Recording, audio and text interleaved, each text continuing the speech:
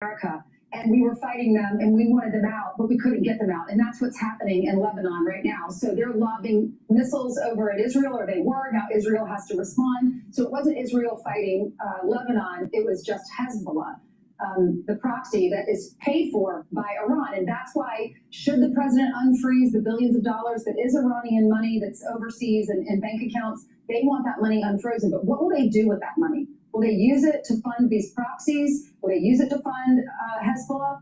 Or will they use it to, to rebuild their cities that have been bombed by Israel or by America? Well, they definitely have to rebuild some of their infrastructure, but their stated goal as a country is this terror against the United States in Israel. So whether they do it within the next 3 years or they delay it 5 or 6 years, that is their stated goal. They can't exist without it. And you're exactly right, Ainsley. This is why the president says that the funds is going to be released in a phased approach. The Iranians wanted the money up front. The president said no. Also, Brian, you were talking about that blockade.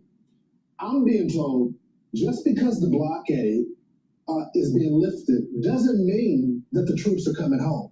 So they would allow the flow to take place, but the troops may stay to make sure the enforcement is in play, just in case Iran tries to, pull a fast one on us. Yeah, we took out another one of those ships, guys, yesterday. They just said, I'm going to ignore the blockade, so we blew up their engine room. That's the way it is. They did one of those, an Indian vessel 2 days ago. There's a blockade there for a reason, and we got to enforce it. That's just the way it is. So the blockade on the blockade, which was unbelievably effective, is one of the reasons we're talking. And I don't know if you noticed it. I looked everywhere before the show started, going to the Middle Eastern outlets, all the ones I can read. And this would-be deal is different in that we always hear the president being optimistic, and then we hear Iran not being optimistic. This time, the most negative thing is I hear is we're not there yet, as opposed to the crazy Americans, death to America, and all the rhetoric. I think that hitting them for 2 days sent a message, we'll do it again. Right. And I think the analogy of a boa constrictor just slowly suffocating them, I think got through to them. So we'll see if something happens in Switzerland this weekend. Well, according to Axios, 2 sources told Axios the deal has been approved on the Iranian side at high levels, but likely not by the supreme leader. So that might be the holdout right now. Maybe they have to find him because he's in hiding. So it's harder to communicate. Exactly. Be sure to like and subscribe for all the Fox News latest on YouTube and catch full shows streaming now on Fox 1.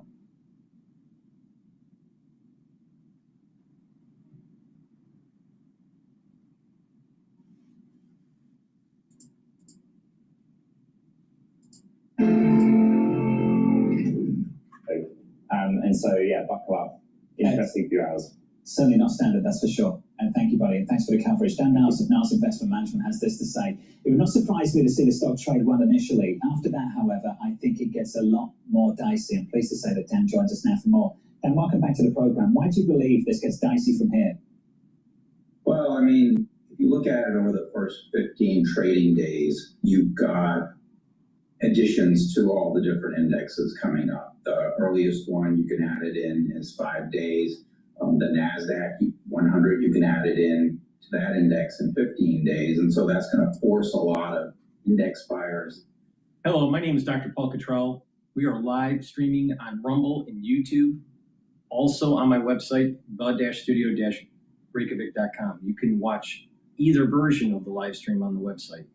Thank you for joining. Please share the links and ask your social media to follow me. I greatly appreciate it. You can subscribe to the different channels that I have. I have YouTube, Brighteon, Bitchute, and Rumble. You can also follow me on X, TikTok, GETTR, Substack, and Patreon. Please help support the work that I do. All of these videos are for free. You can donate on my website, the-studio-reykjavik.com. On the homepage at the very bottom, you can donate through Stripe, PayPal, or buy me a coffee. I'd greatly appreciate it if you help support the work that I do. Again, all these videos are for free. The markets have not opened up yet in New York.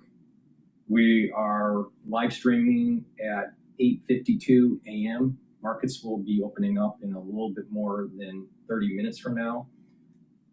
The big news will be SpaceX IPO and the potential ceasefire agreement or memorandum of understanding between the United States and Iran. So let's go over at least the pre-market data.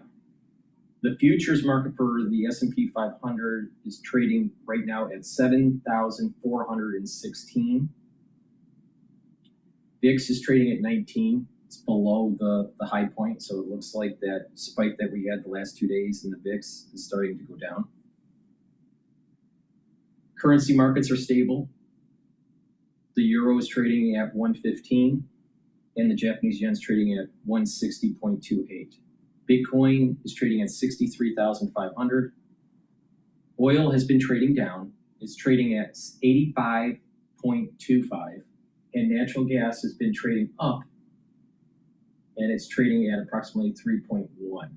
Now, there's going to be a new range that I suspect with, at least in the near term, for oil, and that range is anywhere from $79 a barrel to approximately 87.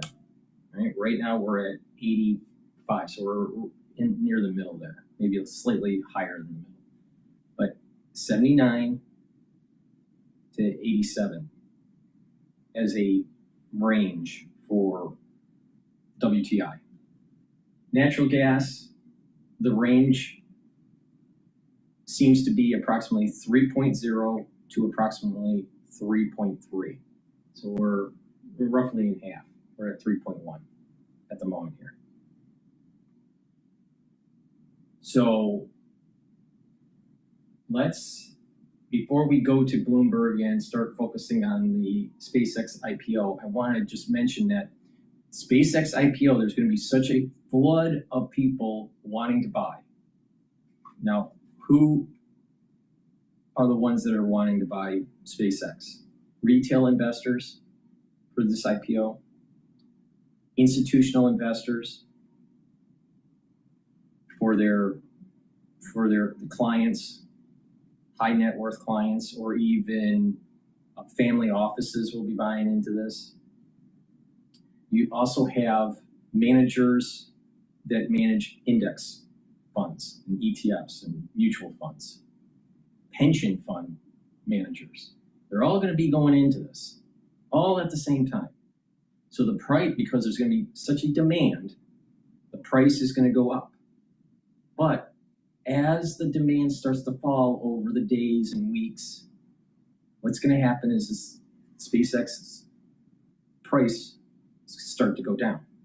I suspect that you're going to see a 20 or 30% drop in SpaceX after its peak of the IPO before it starts to stabilize and move upward. Long-term, SpaceX is a good investment. When I say long-term, 5-10 years, where you just accumulate shares and you don't even pay attention to it. But at this moment in time, because there's such a huge demand, the price action will be elevated, and it's going to be far above fair market value. So if you go into this IPO, you're probably going to be paying more for it. Now, if you're a super long investor, like a family office or high net worth client, then you don't care. But for the retail investor, you're better off not buying and wait for that 20, 25, or 30% drop. Now, when is that going to happen? Probably within the next 3 months. So you're probably better off waiting until 2 months later. I know you want to play the action and you think it's all going to, but trust me on this. There's such a flood of buying and indexing and all the stuff that it's going to be too much for the retail investor to absorb when the shock happens. Now, if you're playing this very carefully, you might be able to make a little bit of money. But what if you're caught and you bought too high when the IPO went online, and now you have to wait for it to recover, and you may be waiting for 6 months. This is not uncommon where a retail investor buys into an IPO and they don't break even until 6 months later because of this price action. Wait it out, be patient. SpaceX is a good investment, but not right now. Wait approximately 2 to 3 months. All right, with that said, please go to my store, the-studio-reykjavik.com, and get the Myotrol. Myotrol helps to build muscle. If you're 40 years of age or older, you have atrophy. It's harder to build muscle. The reason being, as you get older, your genes methylate, and they don't express the way they used to when you were younger. Myotrol helps with the gene expression to build muscle and to maintain muscle. It reduces atrophy. It has polyphenols, flavonoids, and lignans to allow for your expression to take hold. It also helps the health of the mitochondria. So you're going to have more energy to maintain your muscles. Do some resistance training, take the Myotrol. Please go to my store, the-studio-reykjavik.com. Build that muscle, that's really important. That's going to help with your, not just musculature, but your posture. Make sure you do back muscle exercises. It's going to help with the flow of your lymphatic system. So your immune system will improve with better posture because you're getting, you're having a flow that's improved. In addition, when you're doing resistance training, you're building muscle, you're building up leg muscles and calf muscles, which helps to pump for the lower extremities. Your calves are actually your second heart. And if you have strong calves, you're going to have better lymphatic flow from your extremities back up to your torso. In addition, you're going to have better venous return flow to your heart. You have better musculature in your legs. There's also studies that have shown that life expectancy increases when you have more muscle mass in your legs. If you look at people that are starting to have cardiovascular problems in their geriatric years, you start to look at the age of individuals. If they have very thin legs, they usually die earlier. They don't have longevity. Their lifespan is truncated. So having musculature in your legs is really important. Now, too much can be a problem, but not enough is a problem. So you want to balance it. You want to build some muscle in your legs, especially your calves. It's going to help with your lymphatic flow and also your venous return flow to your heart. In addition, building up muscle is going to help to protect your brain. How that works is that it's going to help with building up higher concentrations of myokines, and those myokines in BDNF will be neuroprotective. So if you want to protect your brain, you need to build muscle. If you want to protect your skeletal system and have denser bone, have better posture, and more mobility, you need to build muscle. So please go to my store, the-studio-reykjavik.com, and get the Myotrol. Yesterday was going to put off a third round of strikes last night, and the deal was closed. Well, here are some shares. Alphabet, of course, has a big stake in SpaceX. Alphabet, no doubt, will move on the prospects for SpaceX today. Our focus, of course, on SpaceX, the company and its prospects, but so many businesses in the broader space industry. Paying attention to how this goes, looking at sort of what this means for their fortunes going forward, taking a look here at stocks in that broader space industry. A volatile day, I think, like a lot of folks, wondering sort of what's going to happen here as all of this plays out as we wait trading on the NASDAQ. But you see shares mixed in EchoStar, Rocket Lab, and AST Space Mobile. Continue to watch those throughout the day to kind of look through that prospectus that SpaceX released, forecasting a radically different future, so much opportunity in space, portending here a new economy, a space economy. We'll see how other companies fit into that going forward. Bonnie? All right, David. Well, as we've been saying, SpaceX set to make its market debut in the largest IPO in history. It's a landmark moment for both Wall Street and the space industry. I think feels like a milestone moment. This was an investment thesis that was unthinkable a decade ago for most investors. SpaceX is the biggest rising star of all time. They have no net debt. Right. So it's clearly an IG-rated company as we stand today. I'm actually quite bullish and optimistic for its impact on the industry. I think there's going to be a lot of capital that flows back into other space names as well. SpaceX is one of the most important infrastructure projects of our time, and really a very big cash generator. What SpaceX is doing is actually integrating not just across its space technologies, but it's creating infrastructure on Earth and in space to basically do a lot of AI computing. Joining us at the desk now for this hour is Bloomberg Tech co-host Ed Ludlow. He's been reporting on SpaceX and Tesla, of course, for years.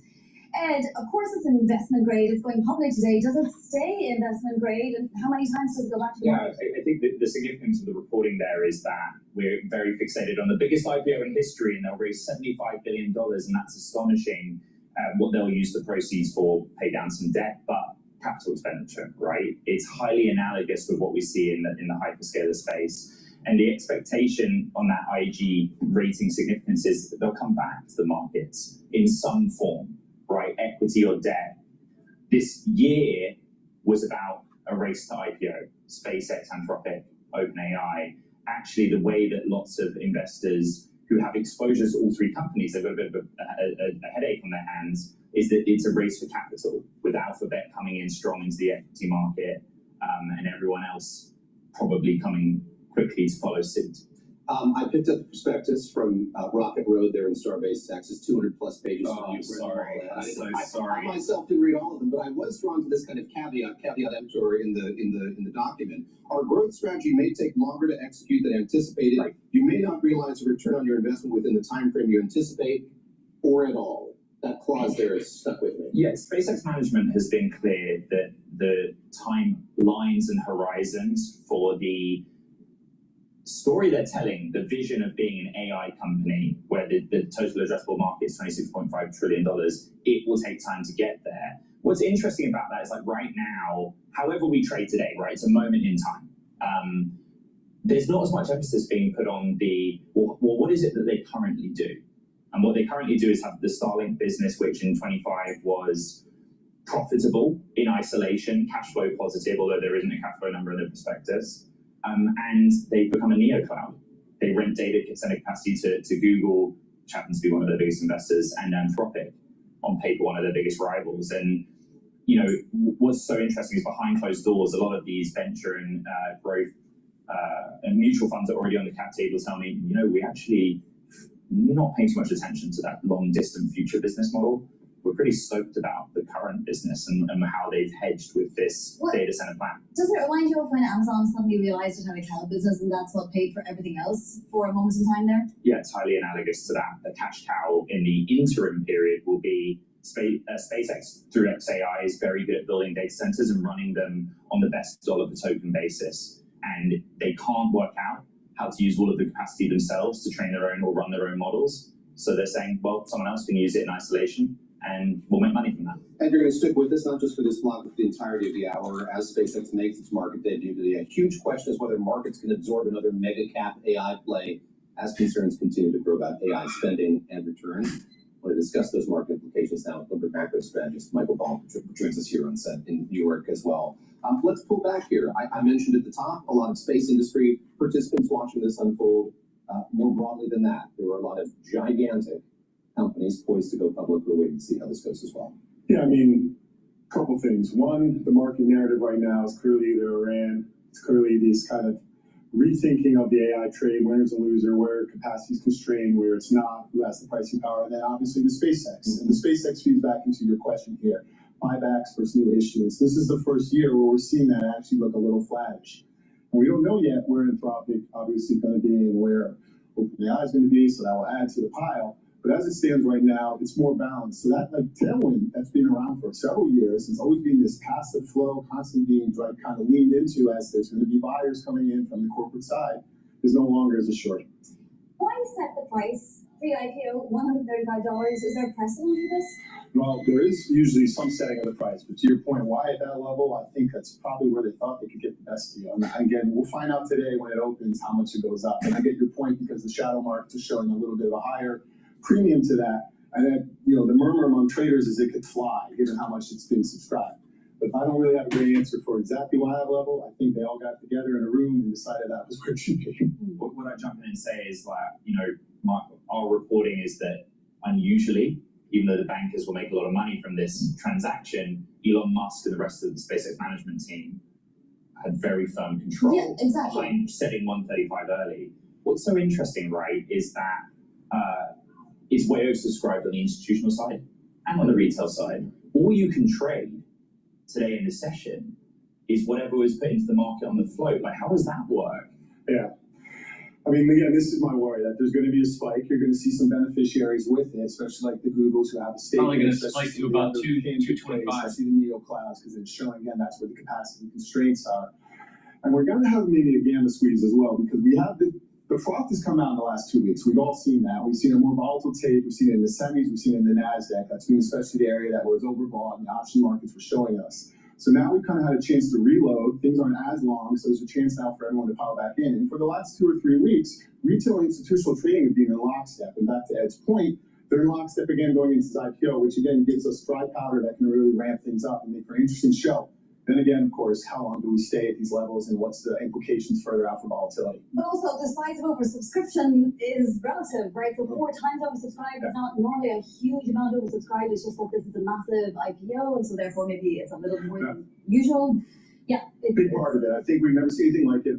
I've been pushing back on the traders and PMs I'm talking to who are getting experts telling them things. I think we don't really have anything to really look at in the past to gauge this as. And also, again, it is a certified NeoCloud thing we understand, but then there's this dream further out that's obviously Elon's done in other ways with Tesla and stuff as well. So if anyone says they think they know where this is going right now, I would just say, let's wait and see. Michael, we will be chatting to you throughout the morning. That is Bloomberg macro strategist Michael Bull, and Ed Lovell is sticking with us.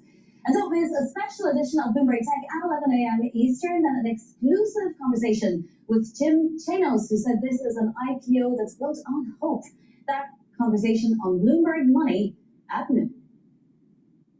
The U.S. and Iran are edging closer to signing an agreement to reopen the Strait of Hormuz, according to senior officials. The deal could be signed next week during the G7 summit near Geneva. Bloomberg Washington correspondent Tyler Kendall has the details.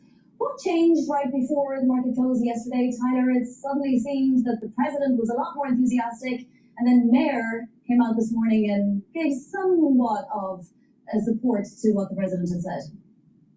Right, Bonnie, we're tracking a few different developments today, but the overarching theme here is that G7 officials tell Bloomberg News that a senior Iranian official last night did indicate that a deal is likely. There seems to be this renewed hope that they are getting towards a diplomatic solution, though our reporting does caution that Iran has not said that it is ready to sign just yet, and that any agreement still needs Iran's supreme leader's approval. Now, we've been tracking that the two sides are working towards a memorandum of understanding that would first seek to extend the ceasefire by 60 days. Then we would see a reopening of the Strait of Hormuz prioritized within the first 30 days, and the U.S. lift its naval blockade. Once those components are in place, then we could expect those longer-term discussions around what potential curbs to Iran's nuclear program would look like. But we got a flurry of reports out from Iranian state media today about some of the provisions in what is reportedly the 14 points in this agreement that could prove problematic, including that Iran is saying that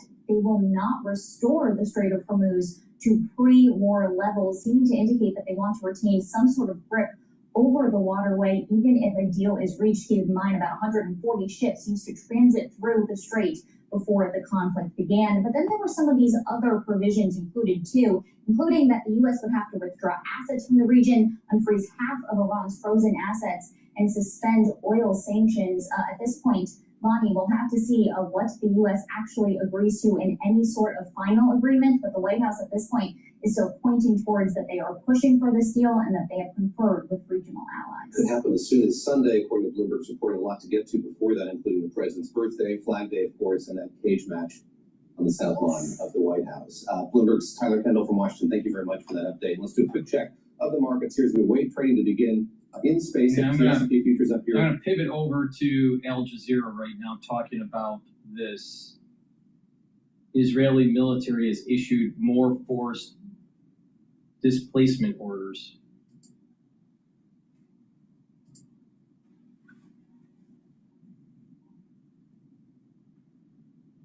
Well, that's where there is a bit of doubt, because what we saw play out, Scott, over the past few weeks of these talks and these mediations is that the U.S. president was willing to put a close, a tight leash on Israeli actions in Lebanon, even though Washington insists that the Lebanon track is separate from the Iran track.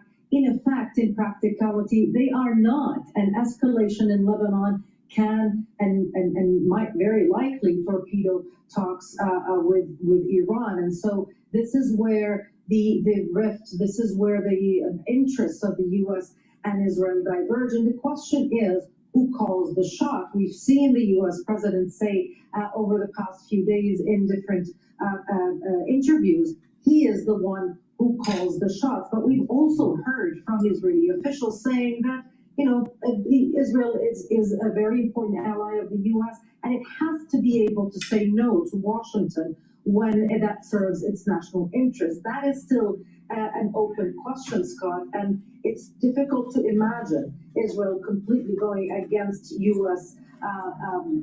Command, if you will, when it comes to these issues, because again, the relationship is so intertwined and the dependency or the interdependency is such that it would be difficult to see that decoupled at this point in time, at this point in the relationship between Israel and the United States. Excellent point. Al Jazeera's Noor Day for us live in Ramallah in the occupied West Bank. Noor, thank you. Let's go to Al Jazeera's Heidi Pett now, who's with us from Beirut. So Heidi, assuming that Lebanon is part of this deal, are the Israelis giving any signals on the ground right now that they are preparing to wind down their war effort there? In a word, no, Scott. And I mean, as Noor was just explaining from Ramallah, the Israelis have made it very clear that they don't consider themselves to be part of this deal, let alone Lebanon. And it is very dangerous to assume. This is the reason why this memorandum of understanding and the 60-day hiatus and see how the ceasefire goes, it's all going to blow up, literally, not metaphorically. And we're going to be back where we're at.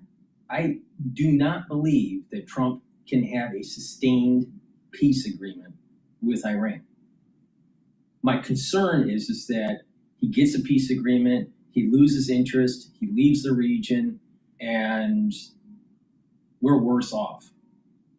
Now, are we going to get the nuclear material or not?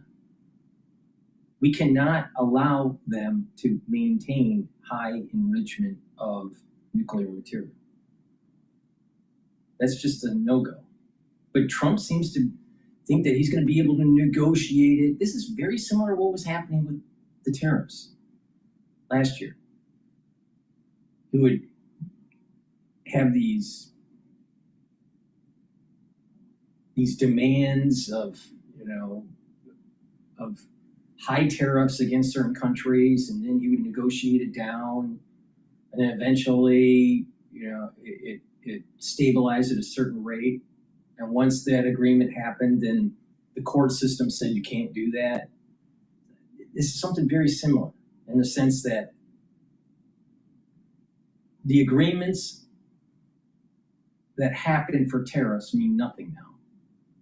The agreement with Iran will mean nothing in the near future. This is not going to last.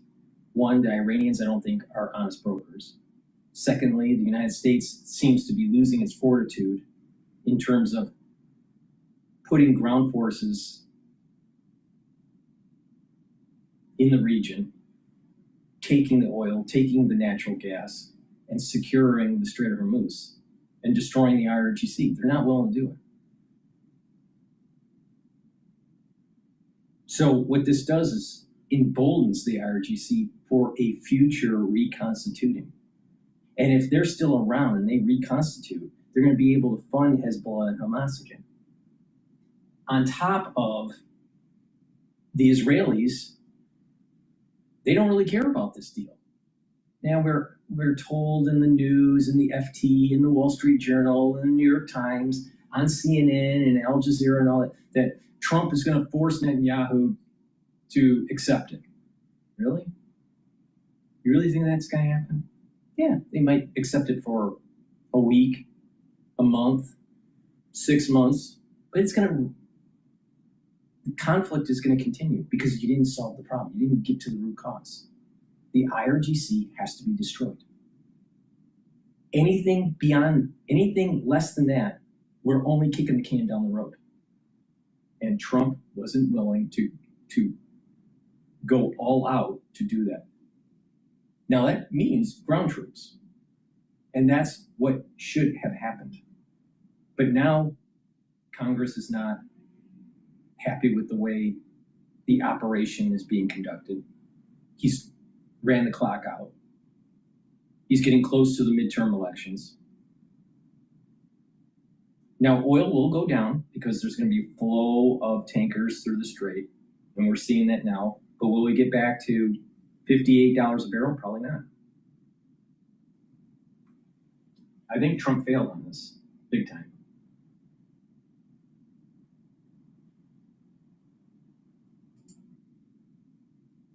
Senior fellow at the Center for International Policy. She is also the host of the Iran podcast. Thank you for being here, Nagar. Can you help us make sense of what we're looking at right now? Because it seems like the Iranians are, by and large, on board here, but is there something that's preventing them from getting to the final stage, from actually signing the paper?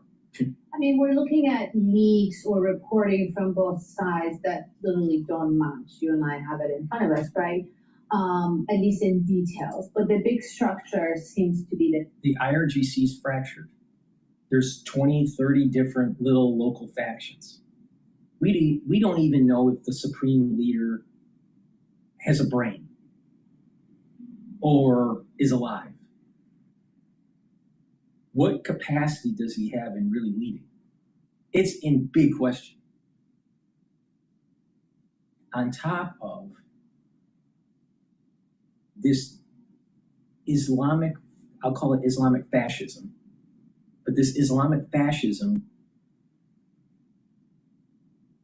in Iran, the Shiite belief system that's fanatical, they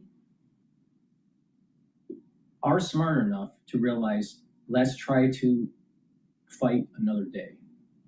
But there's factions within the Shiite IRGC groups where they're thinking, you know what, let's just continue on with the fighting. So you have infighting within Iran.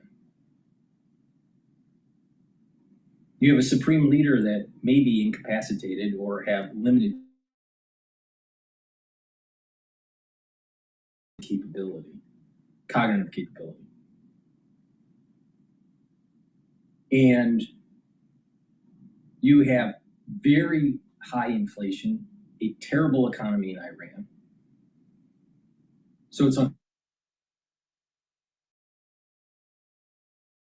unstable, but the Iranians have been playing this out for 47 years. They've been able to continue on fighting in that region. administration twice in the middle of negotiations they attacked, and now they're trying to negotiate and make a deal during wartime.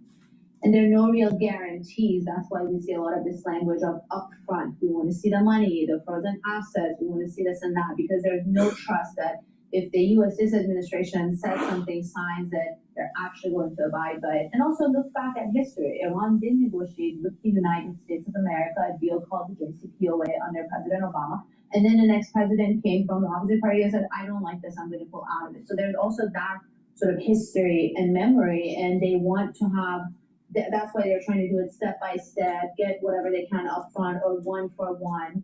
And then also throughout the process, another thing we've learned from this administration is that we don't have a lot of the bureaucrats at least on the US side, people who can negotiate, who can do real diplomacy. And this is very complicated hard work that needs seriousness, technical expertise. And so I don't know if it's, possible to pull it off. I'm interested in what came out of the Israeli Prime Minister's office saying that that the president has essentially indicated that the final deal, once everything is negotiated, would include things like limits on Iran's ballistic missile capabilities and their support for proxy networks. I mean, is that pie in the sky? Is that something that the Iranians could ever agree to? No, things are going to blow up. Certainly not now. I mean, look, the U.S. and Israel, two superpowers. No, what's going to happen is that we're gonna release funds that we've commandeered, and they're going to use that funds to try to bolster up the IRGC, help the society out a little bit. But then there's going to be another war because we don't get to the root cause of the problem. The Shiite religion in the fanatical form wants to destroy Israel. Israel isn't going to accept that. So it's going to be never-ending fighting. The only way this is going to end is unconditional surrender of the IRGC. Unconditional, not conditional. This agreement is conditional. This is the point that I've been making for the last few shows. General Grant won the Civil War because he was willing to kill everybody. And he didn't care.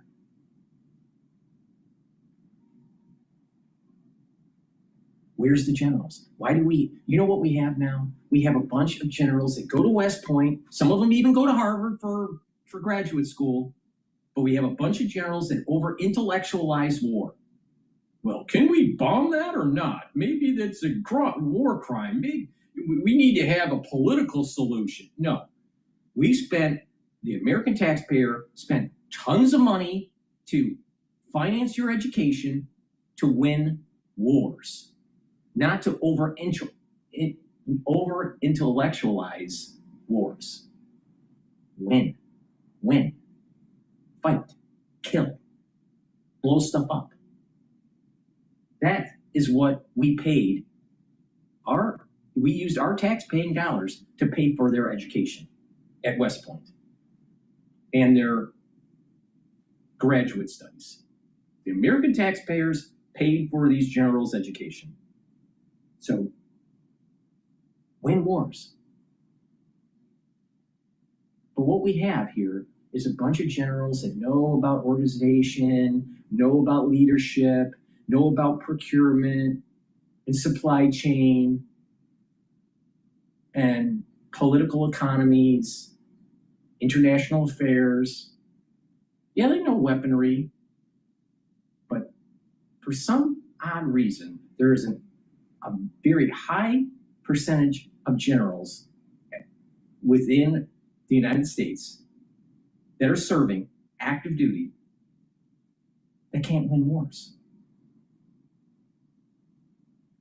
Why are we spending $1 trillion where you can't win a war? They're asking for $1 trillion. Some of it's for procurement.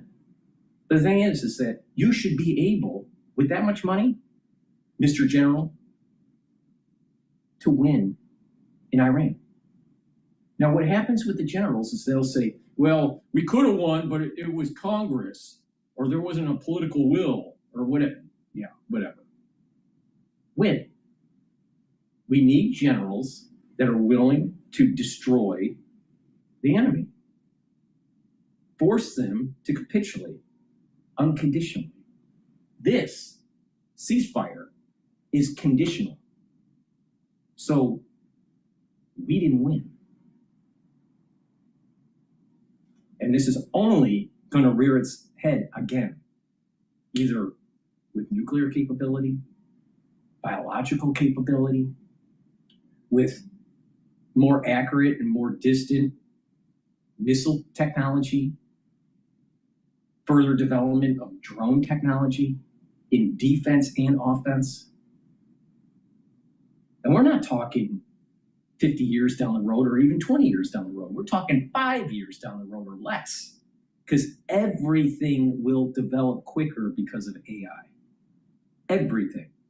Medicine, engineering, military, everything is going to develop twice or 4 times the speed that we're used to. 2 times. Think about your life in a 10-year period and what has happened. In your work, what sort of things have been available to purchase? If you're in engineering, you'll understand the whole development cycle. Just imagine what you could do in 10 years and times it by 2 or 4 times. That's what's going to happen with AI. So the runway in the future is not 10 or 20 years for Iran to reconstitute with more capability. It's 5 years or less. So I get back to the point. The root cause of the problem is that the Shiites want to eliminate Israel. Now, Israel needs to fight their own fight, and the United States needs to stop supporting them. We spend way too much money on Israel. But the thing is that this isn't going to magically disappear because Trump signed an agreement. The only way this is going to end is that the IRGC is completely destroyed.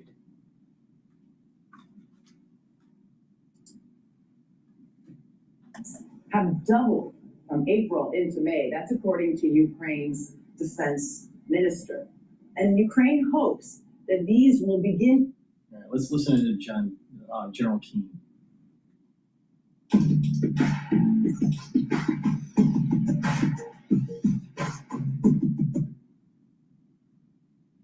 The future of human longevity starts here. Introducing the HumeBand 2.0, the world's first longevity.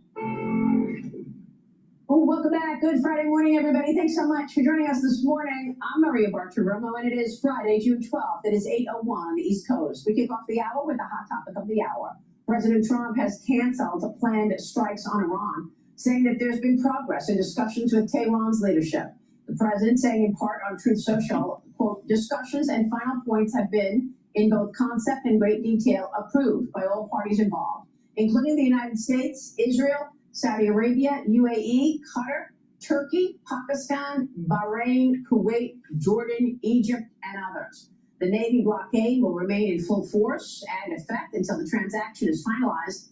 Time and place of the signing to be announced shortly. The president also revealing a peace deal could be just days away. Watch.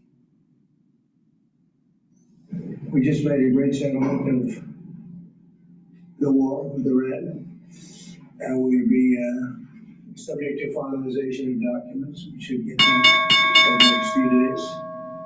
Probably have a signing maybe in Europe, and great thing. Stock market's up 1,000 points.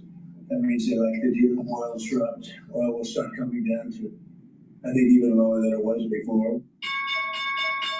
Joining me now is Fox News senior strategic analyst and chairman of the Institute for the Study of War, General Jack Keane, back with us. General, good to see you. Thanks for. Let me just pause here. Trump thinks that oil is going to trade lower than when the war started. When the war started, it was trading at about $55, $56, $57 a barrel. You really think it's going to trade lower than that? If it trades lower than that, then the oil producers are going to have to shut their wells because they're not making any money. So sometimes Trump is stupid the way he talks. He talks like a 13-year-old. He thinks like a 13-year-old.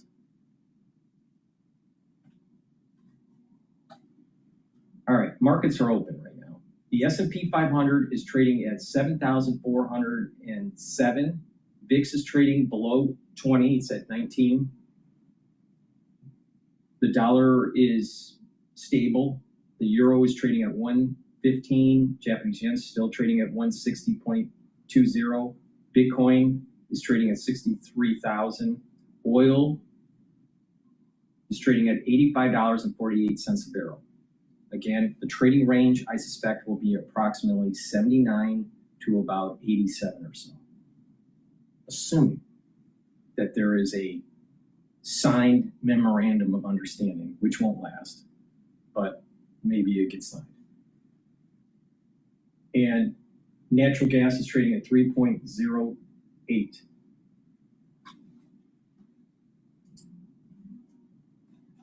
Here, and the president says VP J.D. Vance will be in Europe this weekend, potentially to sign a deal. But of course, we've been here before. Your reaction?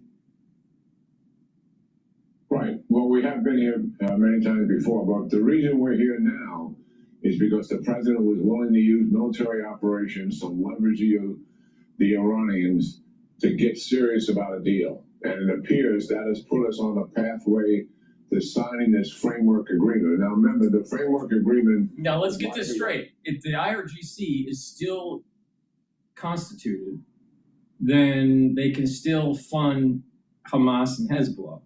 So they're still going to be fighting on the borders around Israel. And they will still be able to slowly build up their military capability. This is the reason why, if you think about why World War II was so successful, was because the Nazis were completely destroyed. The Japanese surrendered unconditionally. This is not winning. This is only kicking the can down the road. Are the people in Iran freer? No. Stupid, stupid. Because Trump ran the clock out because he was afraid. Up the Straits of Hormuz were dead, Iran not having any control. We would eventually also, over time, release our naval blockade. But then the framework and the agreement, much of the challenges of the nuclear enterprise, removing it, not permitting enrichment, the ballistic missile development, the drone inventory, and support for proxies, that would all begin a 60-day clock to negotiate. So there's a lot of work ahead here.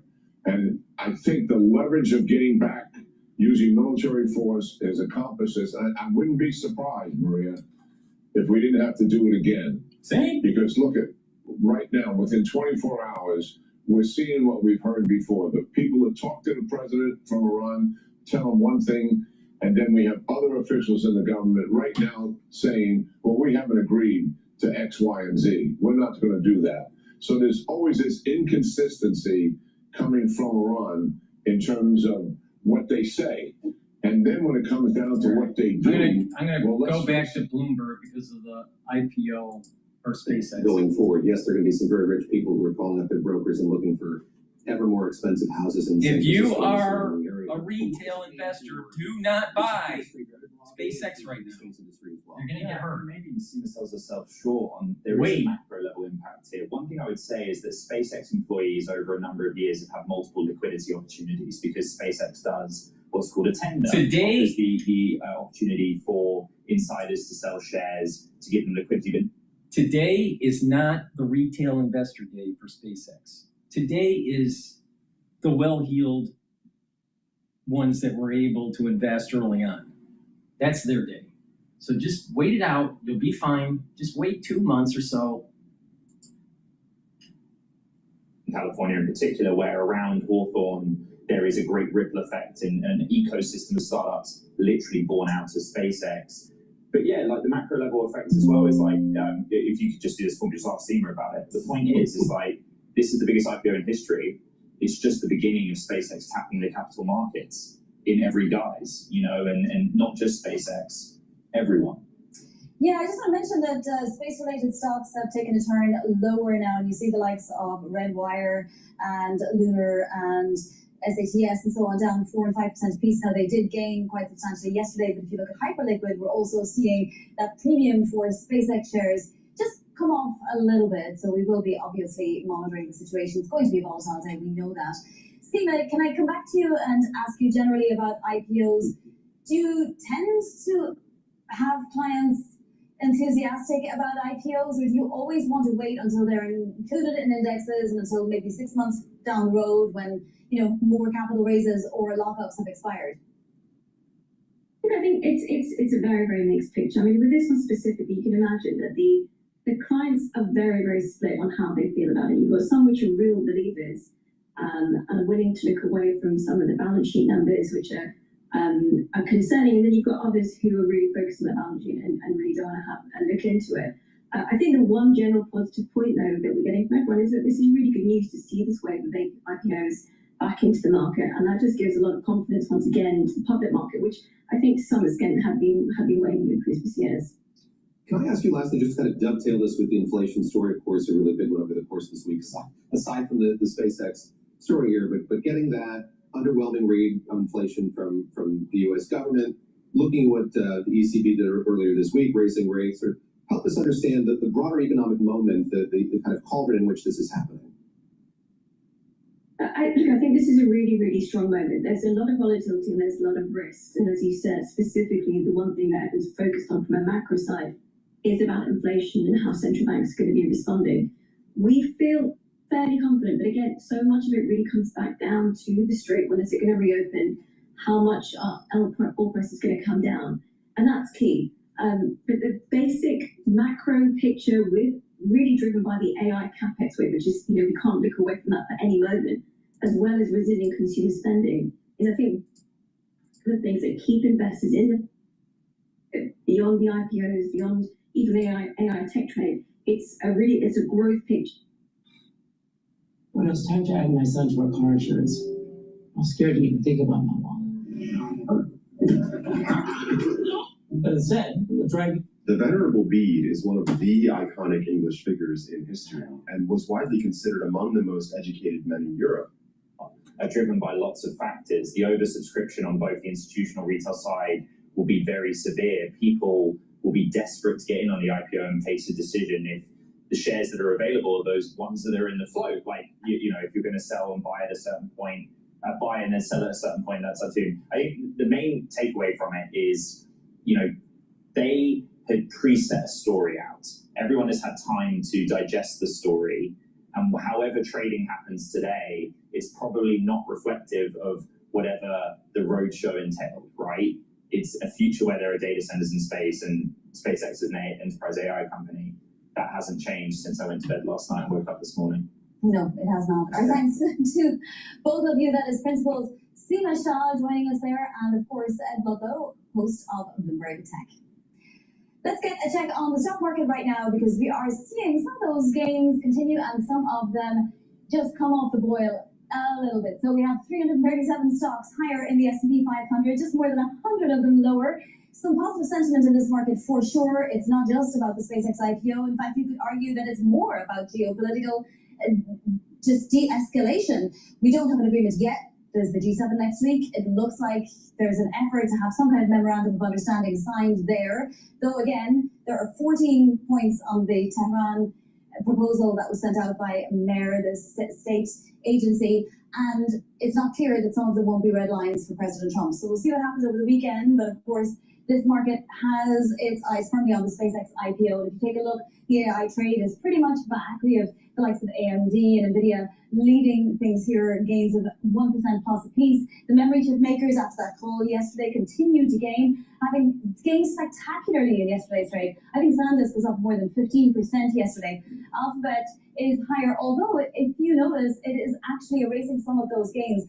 And the interesting thing about it is that some stocks related to space and the space trade are seeing massive declines right now. So Redwire, for example, is down almost 10%, and we have Lunar Labs, SATS, and so on. Several of those companies are lower. Perhaps it's money being taken off the table so it can go into the SpaceX IPO when it does actually start trading. Perhaps it's a sell the news event. Perhaps it's just that the space trade is now fully priced, according to people. But we'll see how that progresses throughout the day.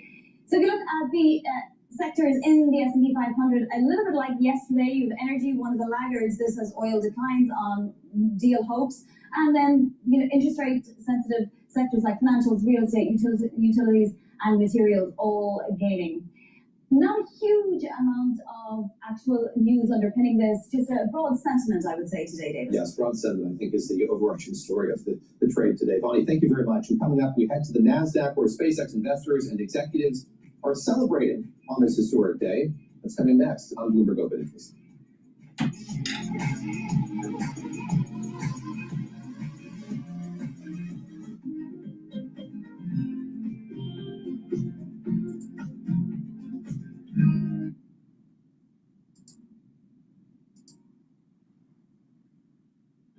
what they do is completely different than what they say.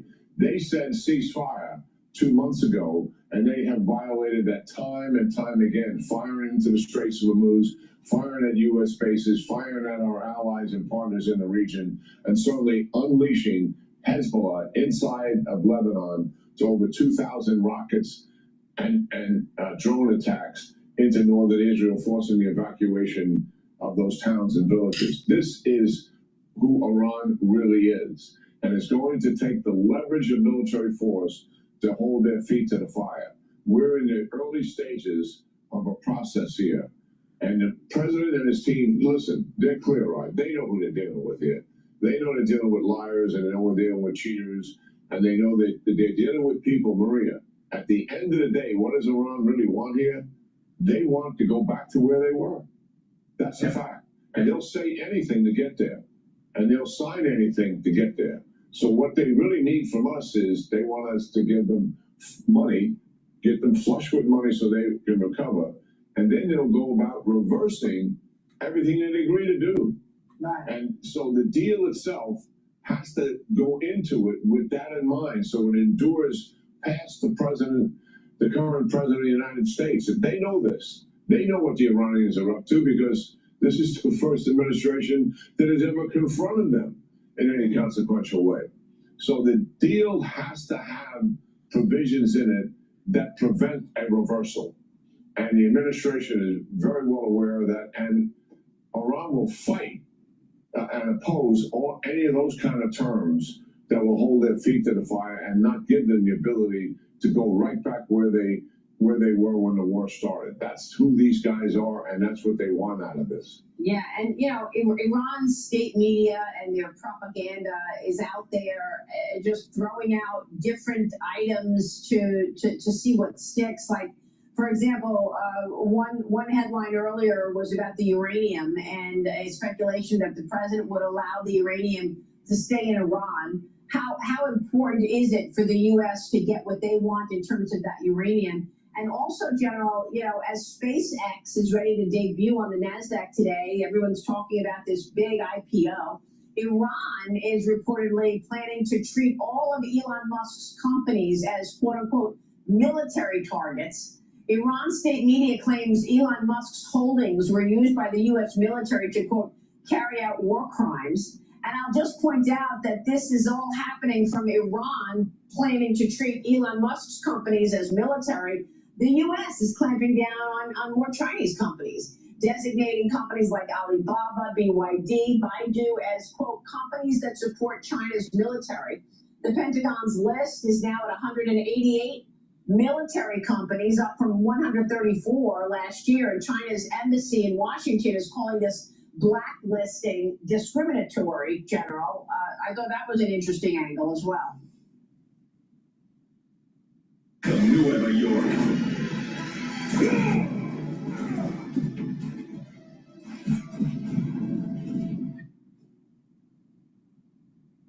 Yeah, well, so our audience understands if you're a company operating in China, and even a private sector company, in other words, it's not a state-sponsored company, and it has a technology that appears to be used for commercial purposes, that any technology whatsoever, whether it's one of their private sector companies or a state-owned enterprise, and it appears to be just for commercial purposes, that technology will always, if it applies and they welcome it, be used for military purposes. That's just a given.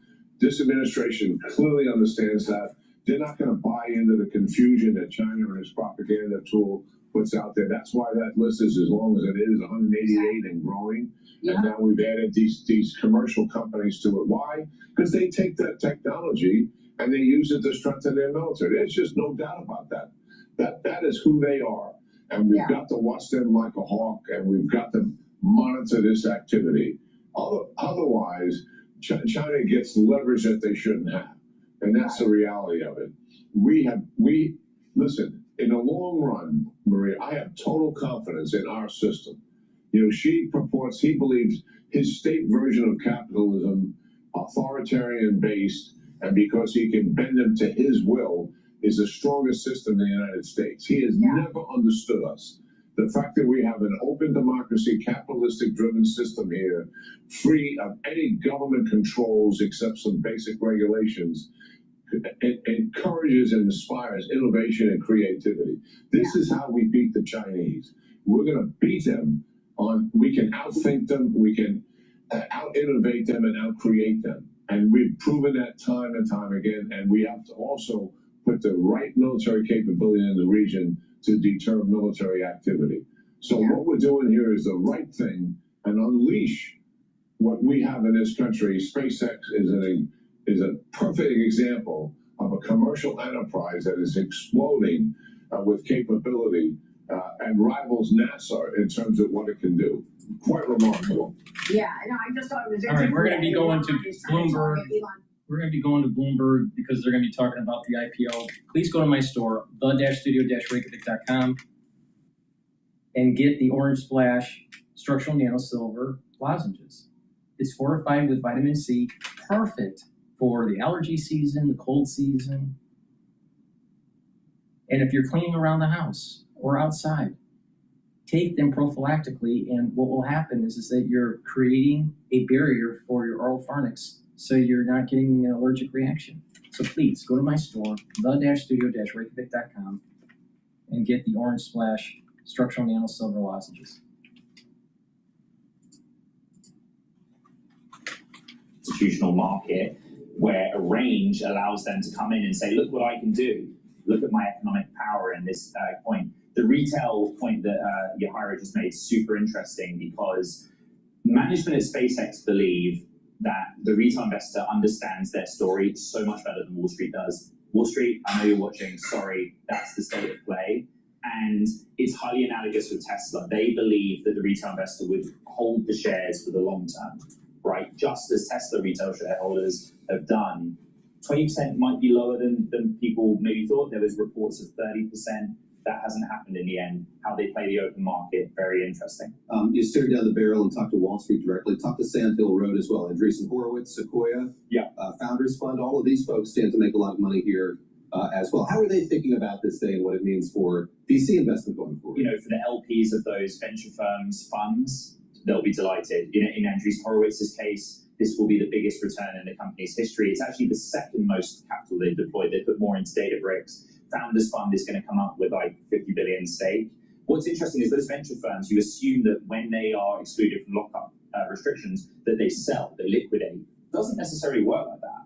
Like they'll have a thesis of where they think the true value of the company should be and whether the public equity matches that value. They'll find out like everyone else.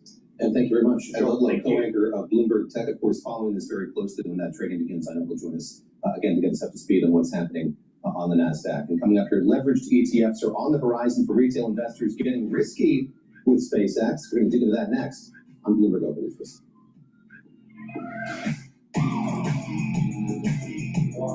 Right now, the oil has been ticking up a little bit for WTI futures.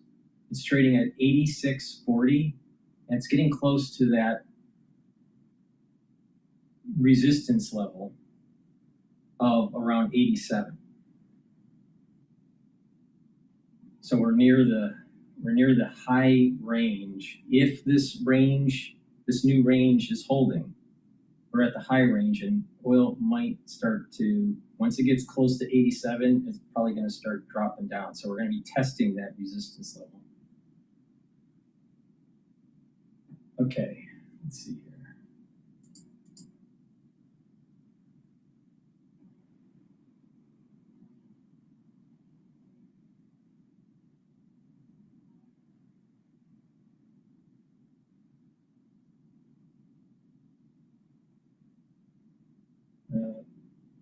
All right, let's listen into Mondani. What's going on in New York?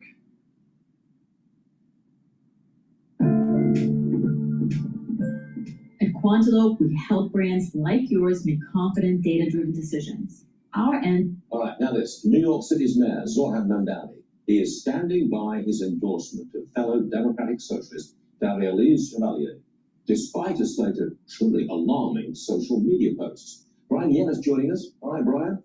The latest, please. Stu, good morning. Well, Democratic Socialist Darelisa Avila Chevalier is running in the Democratic primary for New York's 13th House District by trying to run away from her deleted Twitter account featuring tweets like this. A photo of her wearing a defund police mask back in 2020 with the caption F12, slang for F the police. She also reposted tweets calling for abolishing all police, prisons, and borders, and reshared that all deportation is wrong. She's campaigning now on abolishing ICE. In more deleted tweets, Chevalier called for communism, now seizing the means of production, and even saying anarchy is very intriguing to her. During the 2020 election, she called former President Biden a war This criminal. is what I'm talking about with the Democratic Party. These Democratic Socialists, these communists, they aren't part of the Enlightenment. The Enlightenment, philosophically, is predicated on life, liberty, and property rights. These socialists, they want to take away your property. They're antithetical to the Enlightenment. And the reason being is they're part of this postmodernism. They're part of this postmodern ethic or philosophy where it's all relative, that you should be able to take away the property of someone if they're successful, because everyone should be equal. But the reality of the situation is the ones that are in power pushing this socialism actually fleece their constituency. They find ways of to be corrupt and gain power and money. Communism is a bad thing. Our constitutional republic cannot work with communism. They're a cancer.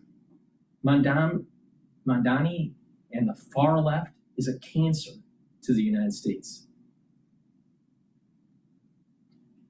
And part of this enlightenment in our constitutional republic is predicated on God, country, and family. Does these socialists really believe in God?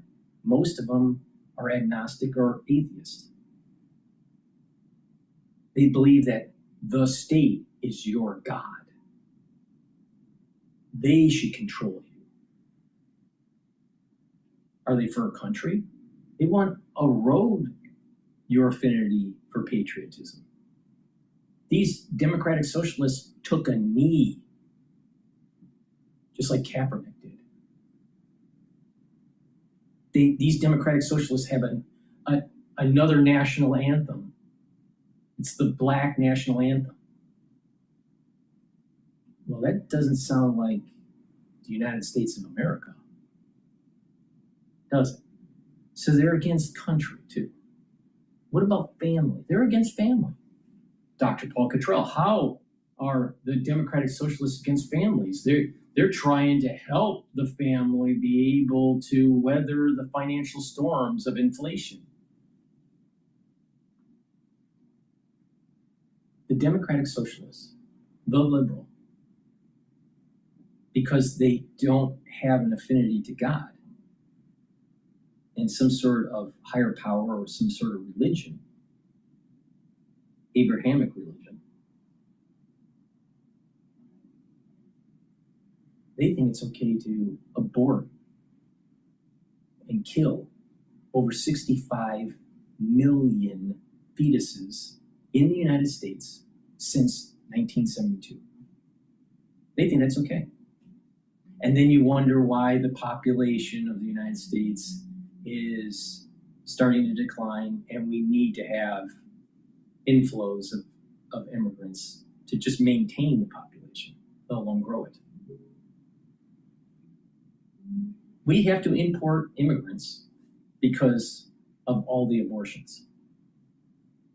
Just think about that, from 1972.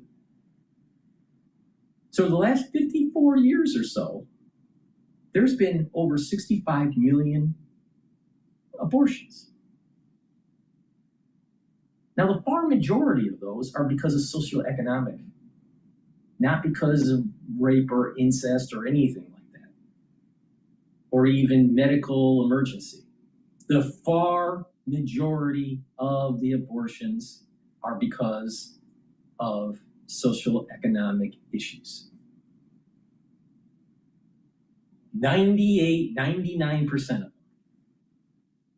Now think about that. For the last 54 years, the population of the United States could roughly be more than 65 million people without immigration. And when you have a growing population that also has rule of law and other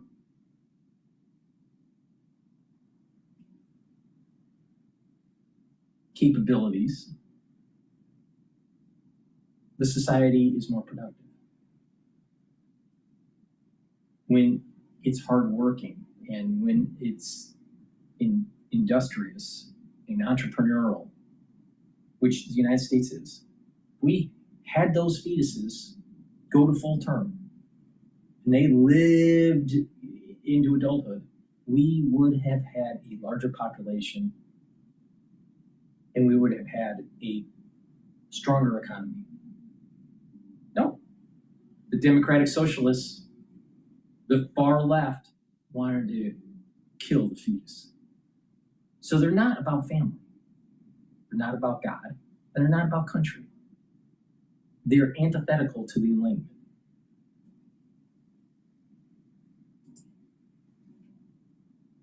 Said the United States is an effing disgrace and said both candidates are rapists. Still, New York Mayor Zohran Mamdani think about is this. doubling down. Think about this. This person, Chevalier, or however you pronounce her name, is being supported by Mamdani, and she hates America.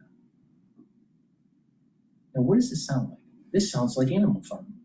Napoleon the pig, aka Mamdani, wanting to run the farm that used to be run by capitalists. And she hates America. This is the future if we allow for these socialists to take hold. Now, people need to wake up. New York is the heartbeat of America. You've heard, well, no, it's really middle America is the heartbeat. No. Finance is the heart that pushes the blood through the body of America. And that heart is New York. And that heart is diseased right now because of people like this.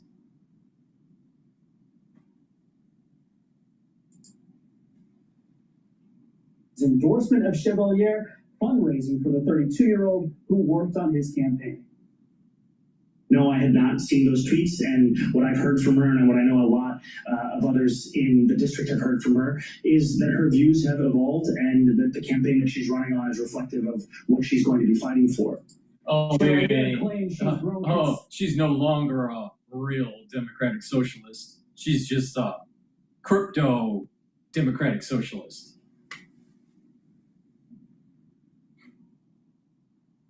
These people are snakes, and they're trying to destroy America.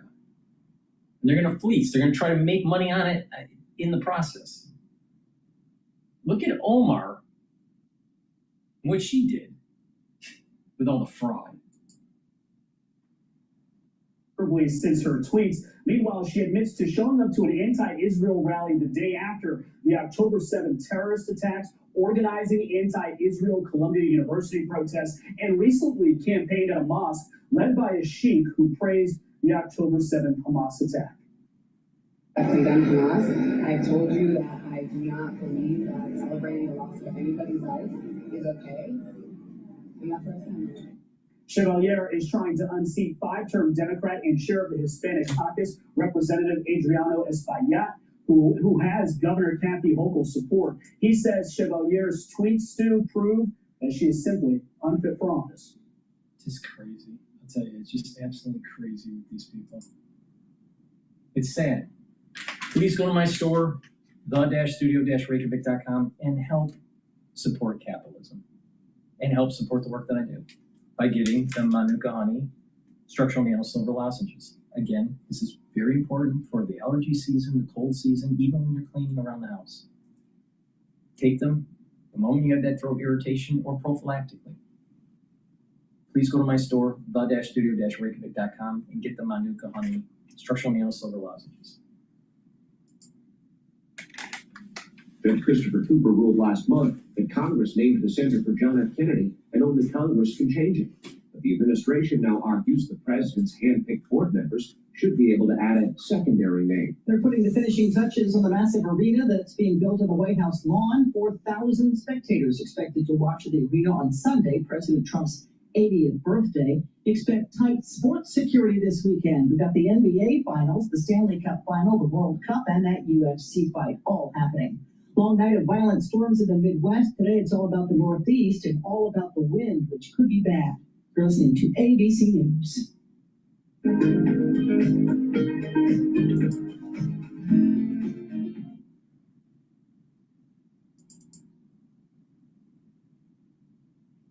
A modern soccer stadium has over 700 miles of fiber optic cable, improving every detail of the game experience.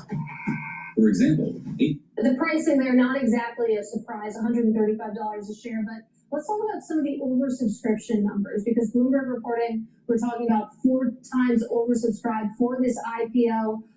Retail apparently submitting orders of $100 billion. Then you think about the institutional side, Bloomberg reporting that BlackRock, their short order said to target $5 billion, just one of many here. I wonder what all of this portends when you wrap it together for how this company, how this IPO is going to open tomorrow when it finally begins trading. Look, it's going to be a watershed moment, not just for SpaceX, but for Musk. I think also the market is trying to understand like what reception is going to look like, what the ripple effect is across the rest of tech. And when we talk about, I think a big reason for some of the sell we've seen in tech over the last week is the anticipation of this in terms of a little, white knuckle moment. But it comes down to like anyone that's owning SpaceX, you're buying it for the Musk factor. And maybe that bet against Tesla and Musk going back a decade ago, that was proven historically wrong. Well, Dan, that's where I want to go, the Musk factor, because something, I've been talking about a lot on this show, on various podcasts, is the idea of the Elon Musk premium. That has been a huge benefit to shares of Tesla. Now you have, another crown jewel of the Musk empire that's entering the public markets. Before this, it was really just Tesla that was your only public market entry point into that universe. Can that Elon Musk premium be sustained across 2 different publicly listed companies? Well, look, and to that point, we believe over the next year, we talk about over an 80% chance that Tesla and SpaceX ultimately merge. Because I think that's part of the broader plan. I think so. Specifically when it comes to AI, data, and all under that Musk ecosystem, especially from a control perspective. Look, it's all about fourth industrial revolution. And I think when you look at what we've seen with Tesla, and of course the success that SpaceX has had, especially over the last decade, now it comes down to rubber meets the road. What does investor reception look like? And I think it's, like I said, I think it's extremely important, not just for SpaceX, but in terms of the broader market, in terms of what we're seeing, because Anthropic, OpenAI, and others, in terms of what's around the corner. Yeah, and at least based on Bloomberg reporting, when we talk about how oversubscribed this deal already is, as well as some of the options being put on the table, alternatives, I should say, being put on the table out there for retail investors to get a bigger bite at this at some point, we at least know the demand will certainly be there, not necessarily the performance. And we've seen this with mega IPOs, usually out at the gate over the first few weeks and months, not always a big return, but obviously that can smooth out over time. My question, though, for you, Dan, is that I understand this is a bet on Musk Inc. Largely, but there are a lot of people that are making a big bet as well on the promise of AI and the whole flywheel of AI as well. This is a little bit different than when Tesla went public, when they were pretty much the only game in town when it came to electric cars, at least that with the promise of being able to provide electric cars at scale. This is a crowded space, and there are a lot of big players that could very well do what SpaceX is doing. I don't necessarily mean we're talking about with the big rocket launches, but with regards to data compute capacity and everything that goes around that. I hate to use the word moat, but how much of a moat do you think SpaceX and Musk have in this world? Yeah, well, you bring up great points. Obviously, space, that's their moat, right? In terms of everything that they've done foundationally in Starlink. But this is really more around data and AI.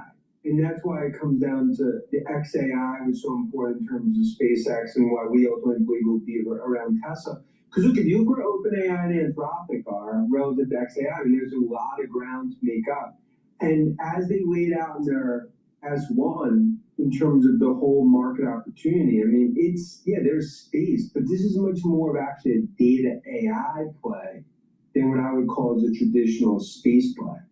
Well, but it gets to this idea, and look, I know that the market for data compute is only going to continue to grow, and we were speaking a little bit earlier with Rich Clare over at PIMCO. He just put out their annual secular report, and they're talking a base case, basically around $2 trillion in spending per year on average for the next 5 years, and that's just for AI and the energy grid stuff, not even all the ancillary stuff when it comes to space, et cetera.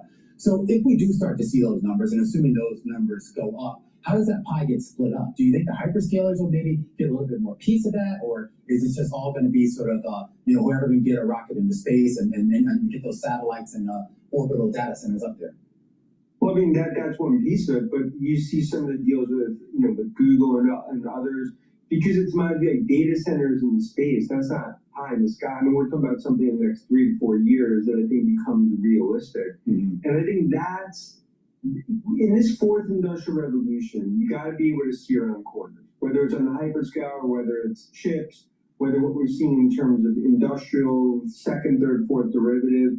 And that's essentially what's happening here. And I think if you go back over the decades, investors that were not able to see whether it was cloud, whether it was AI, whether it was just, really the growth of the internet on the consumer side, I think those, right now we're hitting one of those inflection points in the market.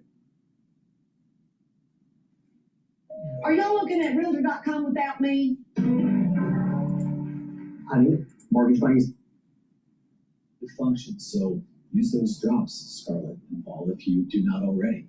I eat so many oranges, eat so many grapefruit. I think good on vitamin C. Vitamin D, different story. Okay. Well, for on-demand news 24 hours a day, subscribe to Bloomberg News Now wherever you get your podcasts. I'm Matt Piper, and that is a Bloomberg Business Flash. Paul and Scarlett. All right, Matt Piper, thank you so much. We appreciate that. Scarlett Bloom, Paul Sweeney, live here in our Bloomberg Broker Studio, streaming live on YouTube as well. We've got, as Matt was just reporting, a little bit of red and green on the screen. Let's put it that way. Let's take a look at some of the stocks on the move today. We can do that with Bloomberg News' Matt Griffin. Matt, what are you looking at today? Well, of course, Paul, there's one stock that we're all thinking about, but it isn't trading yet. So another name I can offer you instead is Adobe, elsewhere in the tech complex. The stock down about 7.5%. We're still waiting on SpaceX open here. Please go to my store, blood-studio-reykjavik.com, and get the structural nano silver drops in cherry flavor. It's great for the allergy season, the cold season, even cleaning around the home. And get the cleanse or max 35. This will help to boost up your innate immune system. It will neutralize, help to improve the health of your oral cavity, help to improve the health of your oral pharynx, maintain a mucosal barrier, and help the health of your epithelial cells. Take a teaspoon a day, every day. Swoosh in your mouth, gargle about 20 or 30 seconds, and then swallow it. I've been doing this protocol for more than 6 years, every day. Now, if you're not feeling well or you have allergies during that period of time, what you want to do is take a tablespoon, swoosh in your mouth, gargle, and then swallow. And what that's going to do is boost up that innate immune system and neutralize. So please go to my store, get the cleanse or the max 35. And it's part of my anti-aging protocol. The reason why it works is really simple. If you're not sick as often, if you don't have allergies as often, your body doesn't age as fast. It's that simple. So please go to my store, the-studio-reykjavik.com, and get the structural nano silver lozenges, the cleanse, and the max 35. Please go to my store, the-studio-reykjavik.com. Are plunging in advance of the SpaceX trading debut today. It's SpaceX's competitors or peers, I should say. Yes, that could be a trade there. Matt Griffin, thanks so much. Appreciate that. For more conversations like this, subscribe to our Stock Movers Reports. Listen for 5-minute audio reports on the biggest winners and losers in the stock market. Subscribe to Stock Movers on Apple Podcasts, Spotify, and anywhere you listen. And then let's sit down to Houston, Texas. U.S. Energy Secretary Chris Wright speaking with Bloomberg Television anchor Anne-Marie Horburn at the Bloomberg Energy Security Executive Briefing. Let's take a listen right now. Blowing off nuclear bombs right now, let's just forget about it and move on. But he wasn't willing to do that. He said, we have to solve that problem. I'm not going to hand my successor a nuclear armed Iran. And so there's dialogue back. Of course, you know, they for 47 years, they are wedded to becoming nuclear armed, and for whatever crazy reason, to export their Islamic revolution and change the whole world. Everyone converted or dead. It's an ideology that doesn't work well with other nations, with other people, and of course disastrous for the 90 million Iranians that live under that regime. So that's sort of the broader backdrop.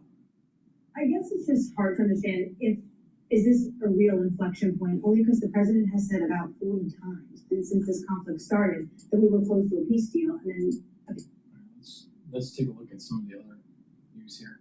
Blockchain is coming, according to Senator, says $30 trillion could hit U.S. markets.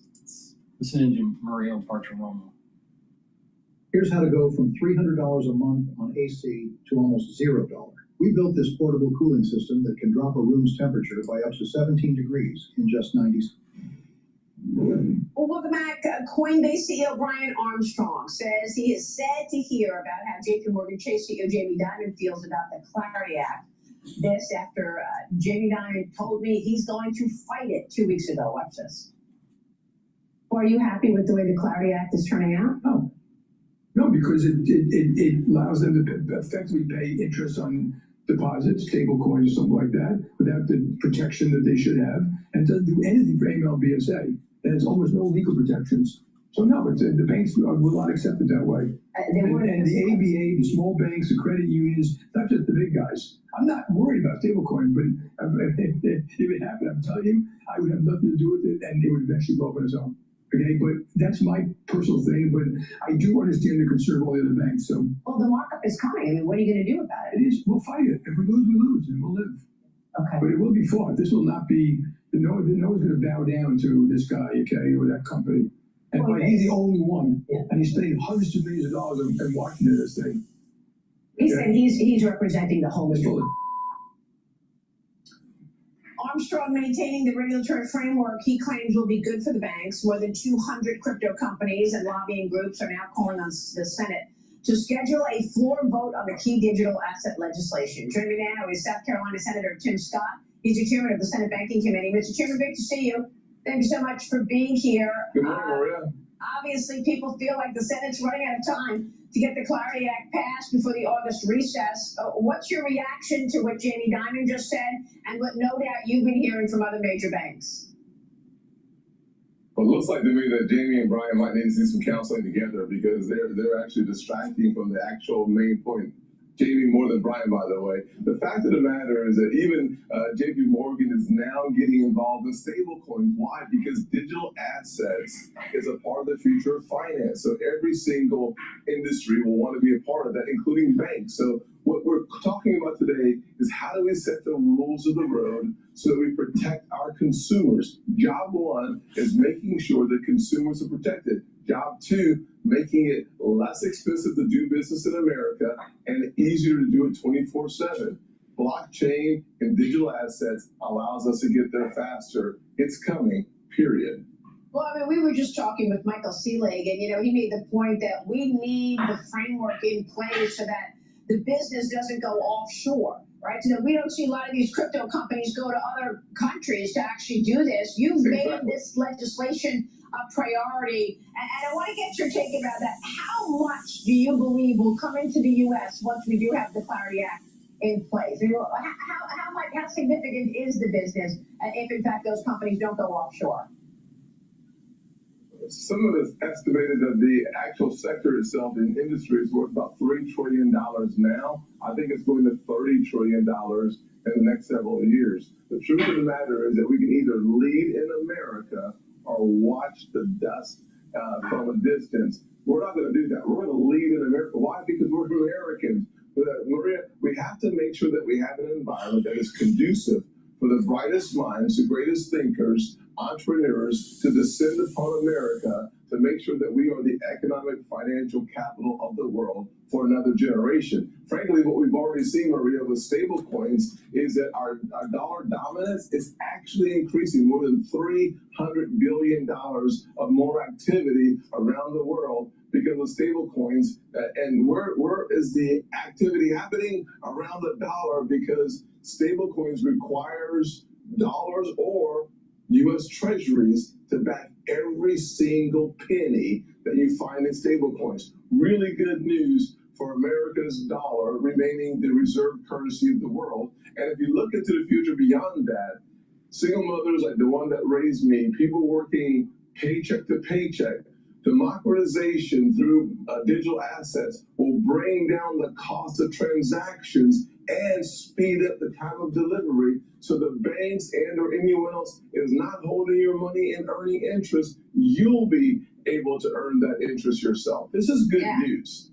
And thank you for keeping the dollar as one of the big priorities for you in terms of keeping everything in place to make sure it's dominant. Look, we've got breaking news on the screen right now, Senator. Yes. The European Central Bank just raised interest rates. They raised rates to 2.25%. It was expected. Most people did expect a hike from the ECB, but of course we know next week is Kevin Warsh's first Fed meeting. What are you expecting from the new chairman of the Federal Reserve? I think why is probably as important as what. So what we saw this last report is that inflation ticked up to 4.2%, highest in 3 years. Last month it was 3.8. The month before that was 3.3.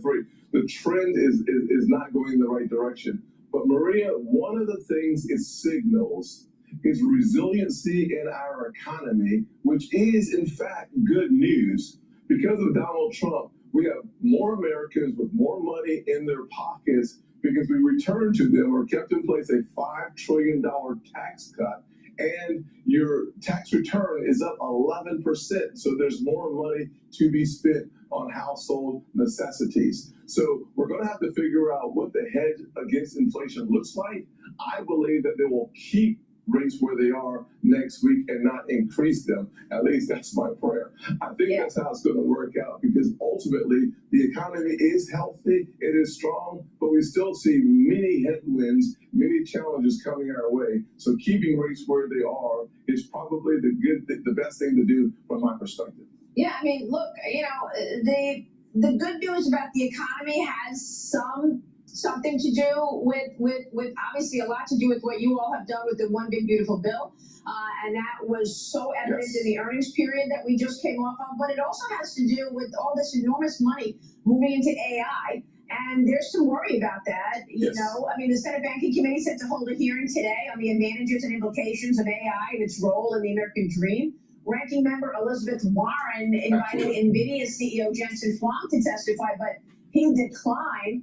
But you've got people like Senator Elizabeth Warren and Bernie Sanders saying we want a moratorium on AI. You've also got Scott Bessent calling an emergency meeting with the major banks saying, look, we need to get ahead of potential unpredictability from some of the AI, agentic AI part of this. So what are your thoughts on ensuring that we can, in fact, get ahead of potential bad actors when it comes to AI? Well, one of the things I would suggest to my Democrat friends is that fear, the acronym false evidence appearing real, really does worry the American people. What they need more of is confidence in what's going to happen. We know artificial intelligence is coming. The number one objective we have is to protect our consumers and make sure they don't bear the burden of higher costs in electricity or water usage. That would be bad. But President Trump, once again, is ahead of the curve. He's already put in place an executive order that says, you use it, you pay for it. Data centers, period. Our president is working on behalf of folks who are struggling today to meet their obligations financially. Number two, we need to make sure that we protect the American worker and make sure they don't feel replaceable. How do we do that? by making sure that as production goes up, our workers are the reasons why they're being more productive. Good, hard workers plus artificial intelligence should make us more productive. That means incomes will rise and we will have a better future. There's a lot we have to untangle along the way, and today is the first of many hearings that we will have in the banking committee so that we can understand that. Maria, you made one really important point. Mythos, which is, I think it's from Anthropic. This is an important part of what we learned about what was possible in deceiving and disguising attacks. We're going to make sure that we understand the implications of this technology. All right, breaking news that the U.S. Energy Secretary is being interviewed by Bloomberg, and he mentioned that currently out of the Persian Gulf, there's 7 million barrels a day flowing out. And this is part of the reason why you're starting to see the futures market for Brent crude and WTI drifting down. Now today it's trading at 87.59. It's testing that 87 barrier. We'll see. If it stays below, then we are establishing a new trading range of about $79 to about $87 a barrel.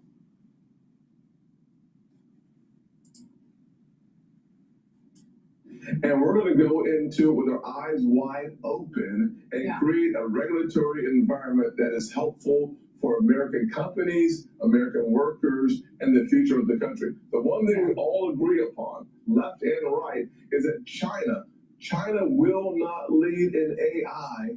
The stack will be built on American companies, American products, and America's vision for the future of the world, and not China's. Yeah, and you've made that a priority, and we talk about it all the time. Yes. So There is a concern that artificial intelligence is going to destroy aggregate demand because people are not going to have as many jobs.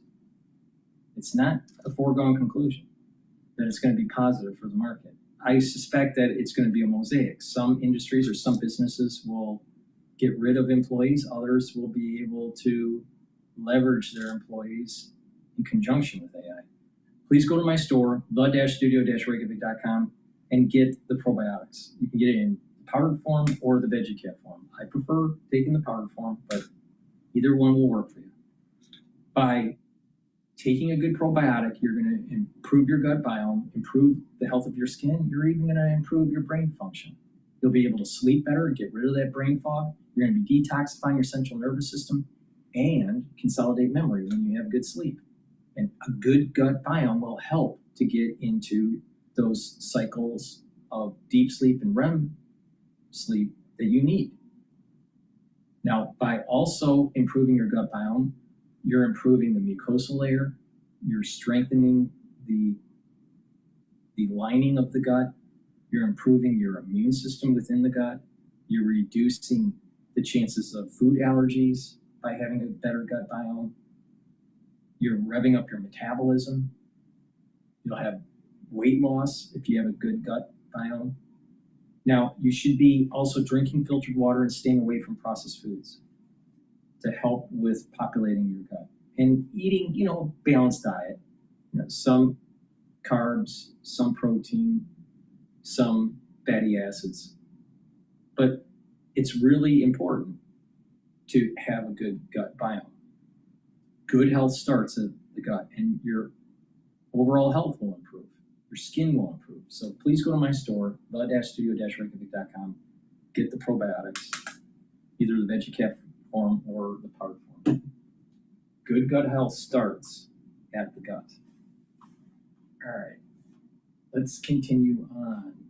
Let's listen to CNBC talking about SpaceX IPO.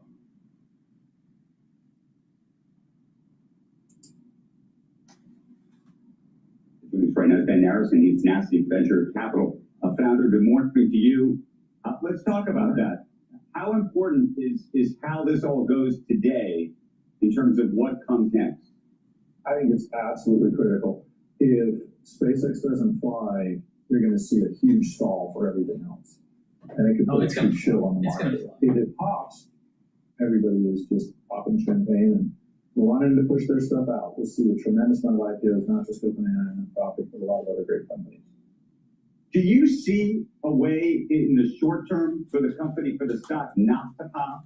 And the reason I ask that, but the reason I ask is if you have these index funds, which in the next 5 days are going to be buying, rotating out of whatever they have to get cash to actually buy this. Walk through the permutations of how you see that. So the two best reasons you won't see downward pressure are one, the early listing in major indexes and people's need to place those in their ETFs, et cetera. The other is the sort of fangirl effect, and that includes people that I think are phenomenally intelligent, like Von Barron, and obviously Blackstone announced they're putting a $5 billion check. But there is so much. This IPO basically rhymes with Facebook's. Facebook had a visionary leader that everybody wanted to bank who insisted on a price. At that point, it was $100 billion. Elon's done the same thing. They did it without price discovery.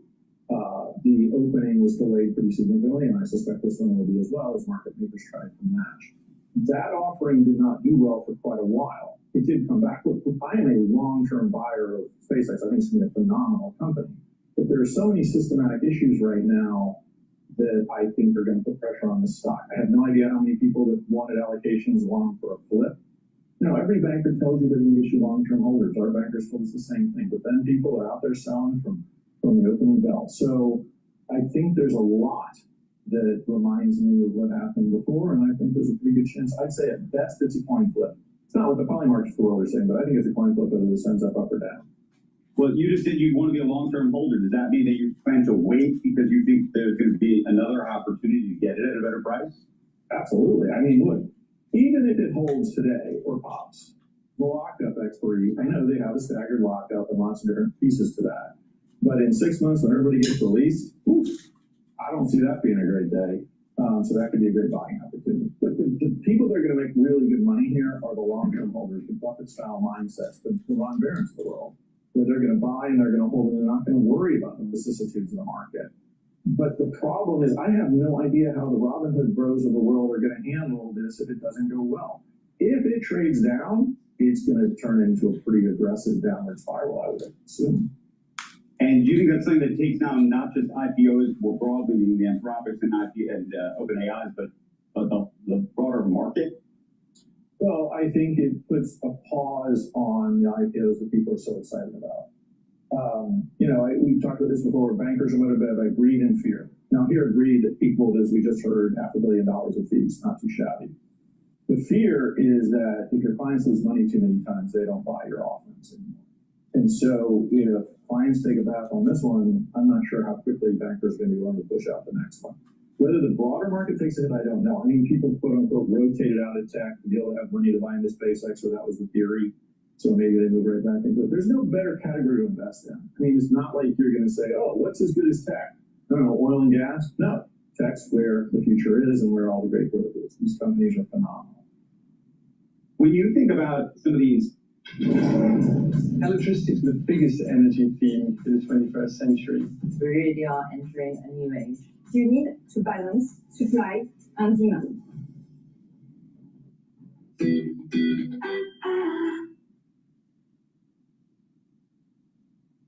When you think about some of the incentives, alignments and misalignments in terms of how IPOs like this go today, you look at the retail piece of it, the 20% instead of 30%, you had a lot of, we talked about BlackRock, taking a big piece of this.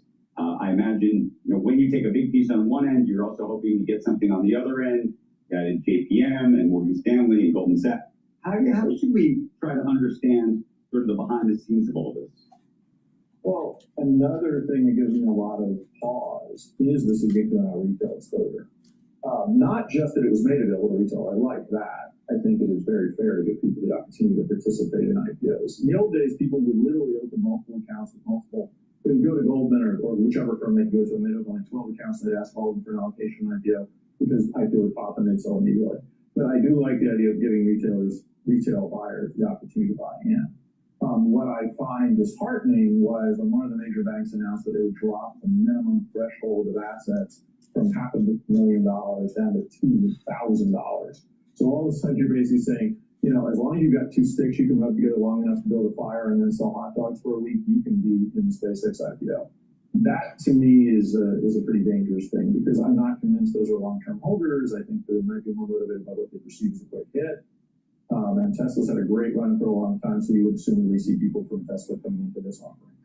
But the retail component of this is something I think adds a level of variability that is pretty hard to predict. And you've seen that in the past, right? You've seen stocks, you've seen the meme stocks move like crazy off of pure retail. Well, where do you land though then on, because there's another retail element of it, but the NASDAQ and its decision to include this in the exchange, I mean, or in their index immediately. I imagine that means that Anthropic and OpenAI would also have that opportunity. Well, I mean, look, I think that one's pretty transparent. They needed to win the deal away from the New York Stock Exchange. I've done an IPO on the NASDAQ, I've done an IPO on the New York Stock Exchange. It's a lot more pomp and circumstance in the New York Stock Exchange. If you were just going for the building and the wonderful flair of the first day, it's a fascinating thing to do. But when they put you on the short, on the NASDAQ 100, that helps. So that to me was just a pay to play. Whether the others will get it or not, it certainly breaks precedent and therefore makes it easier for the next person to negotiate for it. Same with the banking fees, right? These banking fees are a much smaller percentage than they usually get, but on an absolute amount of money, it's still stunningly huge. So look, once you do something for one person, it always becomes easier for the second person to insist. Pay to play, that's typically not a great phrase. Are you surprised? We have not had a bigger conversation in terms of, from a regulatory perspective, about this new approach. I mean, I don't know why it would percolate up to that level. When I say pay to play, it's negotiation. You're trying to win the deal. I mean, that was one of the costs of getting this deal done. That's what they paid to get the deal done. That's what they paid to be the player that became the exchange that this trades on. And I don't see anything untoward about that. This is not a, whatever. Remember when Trump won, there was no, whatever it was, tit for tat. It's not, these are not backroom dealings. I mean, it's all Ben, I think the question is, there's two constituencies in this case. There's the shareholders of the NASDAQ on one end, the shareholders of NASDAQ, not the index, on one end, that benefit by having this IPO on the exchange. And then there are the implications for price discovery and what ultimately happens to the investor and the investor class on the other, which has to do with the index. And serving both masters may not be the same thing. Oh, they're totally different. So the price discovery, the absence of price discovery is one of the number one reasons I'm fearful this price doesn't hold, at least not for the near term. It probably comes back when it gets out of the index. Yeah. But the shareholders of the NASDAQ should be super happy. Like when you take a company public, you pay a per share fee to the exchange you trade on. So this is an enormous revenue generator for NASDAQ. It's an enormous point of pride. This is going to be quite useful to them. So if I'm a shareholder in NASDAQ, I'm very happy. But that's a totally separate thing from being a shareholder in SpaceX and what happens from it. Fair enough. Electricity is the biggest energy theme in the 21st century. Let's see if we can.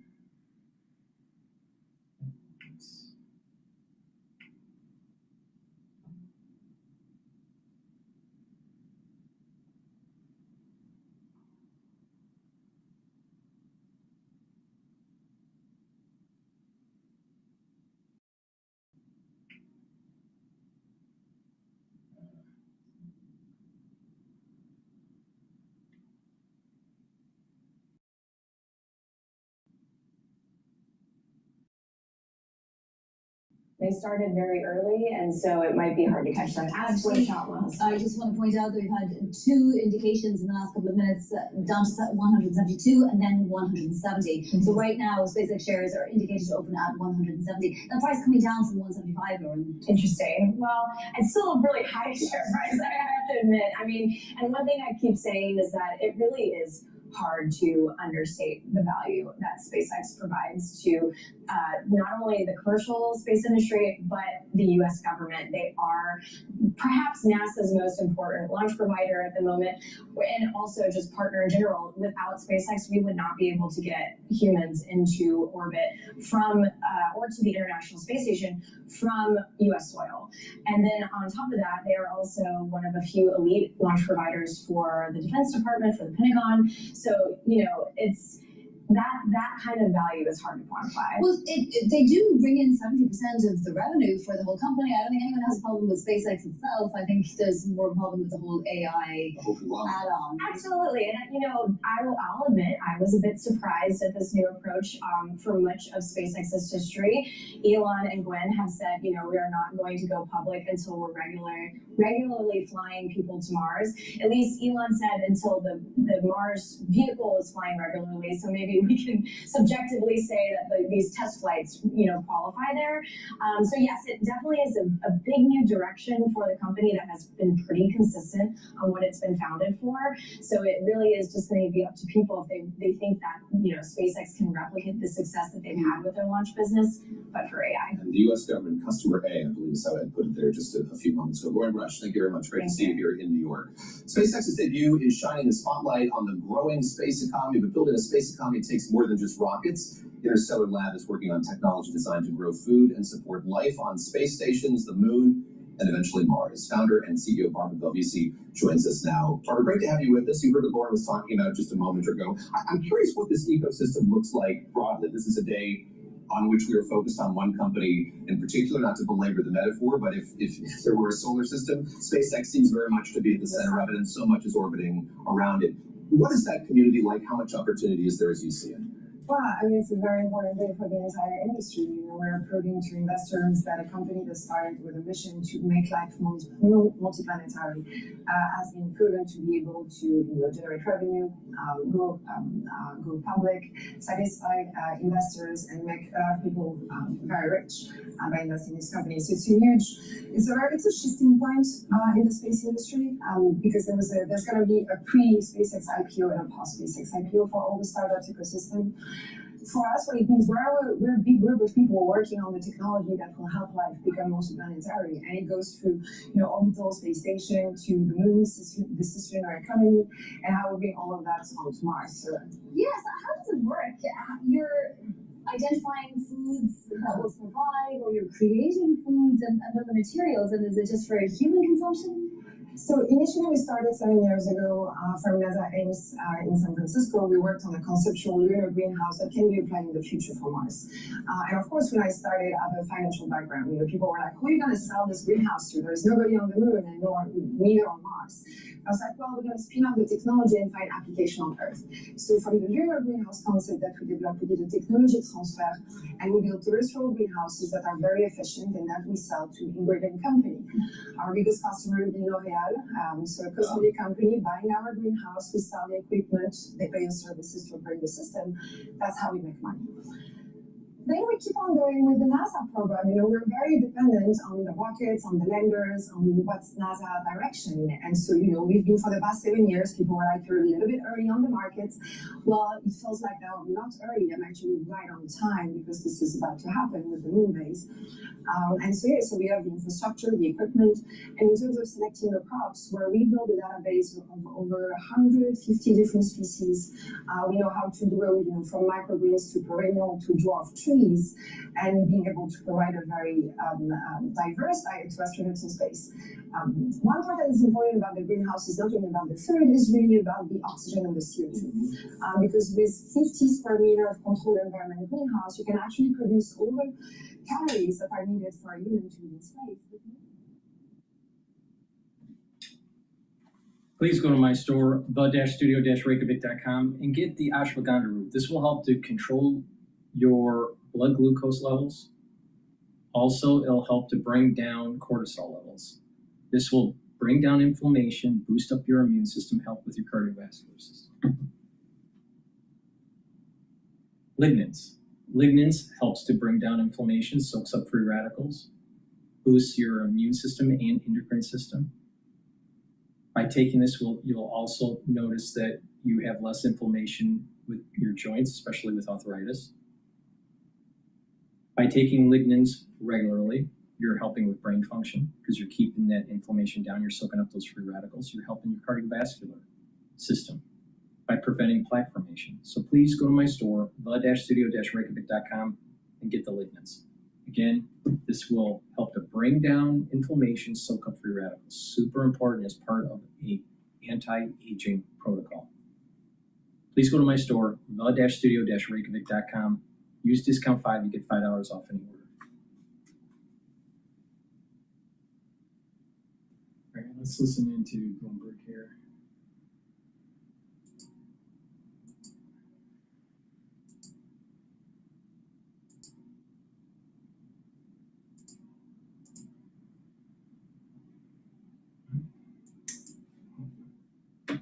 Problems.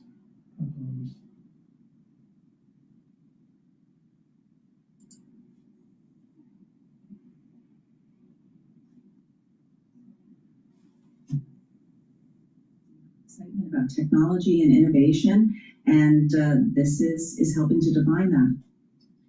Absolutely. We're going to see how this sets the tone for Anthropic and OpenAI's IPOs, and it's going to be this banner year of mega tech IPOs. Christina, I have to admit that I'm kind of tired and exhausted of the SpaceX hype machine. I kind of just want to get past this first day of trading and move forward, right? Get to 6 months in, 1 year later.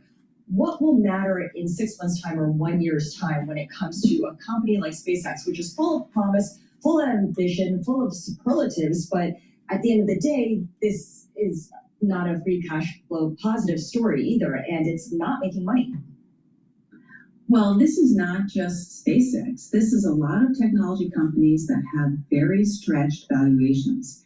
And so much will be dictated by the monetary policy environment, the overarching capacity for investors to tolerate high valuations if we're to see yields go up on the long end.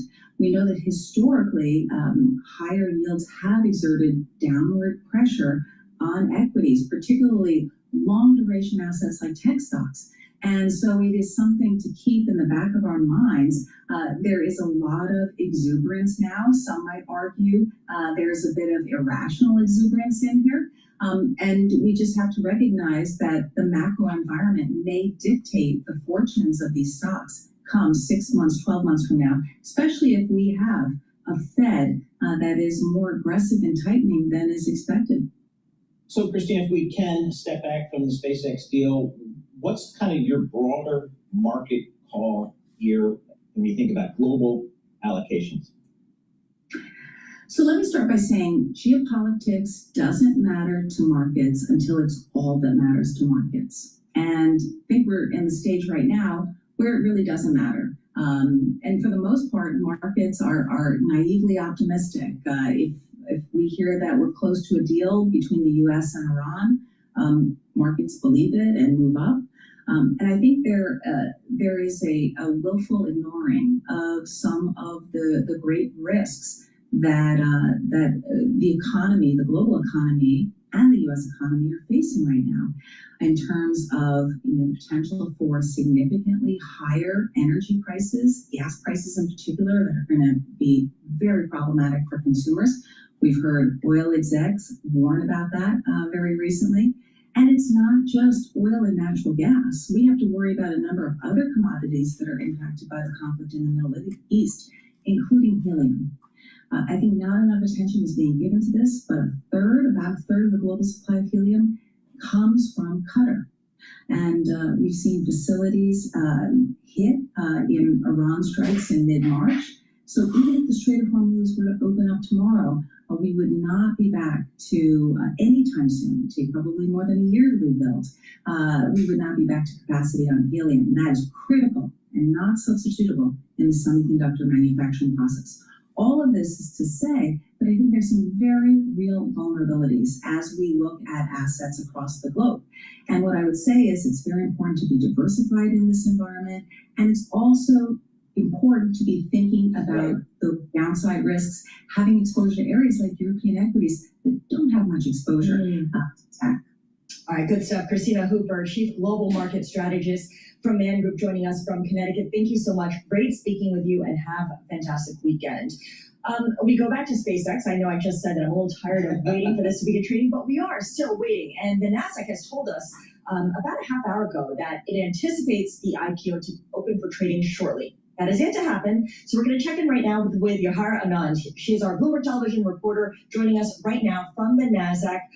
Yahara, tell us a little bit more about what the anticipation is like there at the NASDAQ and the pricing of the IPO and how it's likely to open. Hi, Scarlett. Well, there was a lot of fanfare this morning. The president of SpaceX was here along with the Dina Friedman of the NASDAQ and the CFO of SpaceX, while Elon Musk was over in Texas, but they were enthusiastic here. They had Rocket Man playing in the background. I will say things have quieted down. There are still crowds outside, but there is still major anticipation of this across Wall Street. And we've gotten several indications throughout the morning of what this will open at. The latest points to an opening of $168.75 a share, down from earlier indications near 175, but at 168.75 cents, that's still roughly 25% above the IPO price and would give SpaceX a valuation of $2.2 trillion. That would make it more valuable than the likes of Meta, Saudi Aramco, and even Tesla itself. As I said, we are still waiting for the first trade. I will say I'm seeing some movement in the background, so maybe it could happen soon. So it's interesting here. We know IPO market's really heating up, and it's really heating up between the New York Stock Exchange and NASDAQ for some of these listings. What are the folks at NASDAQ saying? Because this will be the biggest IPO of all time. That's quite a feather in the cap for NASDAQ. Exactly, and it's the first one to come out of the gates out of the three big ones that we've been anticipating: SpaceX, OpenAI, and Anthropic. And what NASDAQ has really been doing is aggressively courting these mega IPOs. They want to get them here. And earlier this year, NASDAQ, we know, did change its rules to create a fast-track path for the path into the NASDAQ 100, allowing a newly public company like SpaceX to join the index potentially in 15 days. So we could see those passive flows in that time frame. And it is something that will impact the markets for weeks to come, not just today, but obviously all the enthusiasm is today since it is launch day. Okay, so Yahara, how are people talking about the lockup period expiration? Because you've got the fact that there's not a big float in this IPO, but this listing is going to make a lot of people a lot of money once they can get out of the stock. Exactly, and I will say that is why there was so much excitement here at the NASDAQ, because you had all these investors standing behind the president, Gwynne Shotwell, and the CFO. And these are the people who have been with SpaceX from the start when it was, it's still an unprofitable company, but when it was a tiny company with a big vision and a big leader, So there was a lot of excitement because of that. We know these folks are going to make a lot of money. I'm not saying that Peter Thiel was here, but we know that his fund could make tens of billions of dollars. So that is where the enthusiasm is coming from. All that liquidity will now flow back to venture capital, back to the private market. So it's an exciting day for those who bet on Elon Musk at the start. All right, Yahara, thank you so much. We really appreciate it. Yahara Anand, she is a TV reporter for Bloomberg News. She is at the NASDAQ here where we await the opening of this IPO. Again, $135 was the IPO price, indicating higher.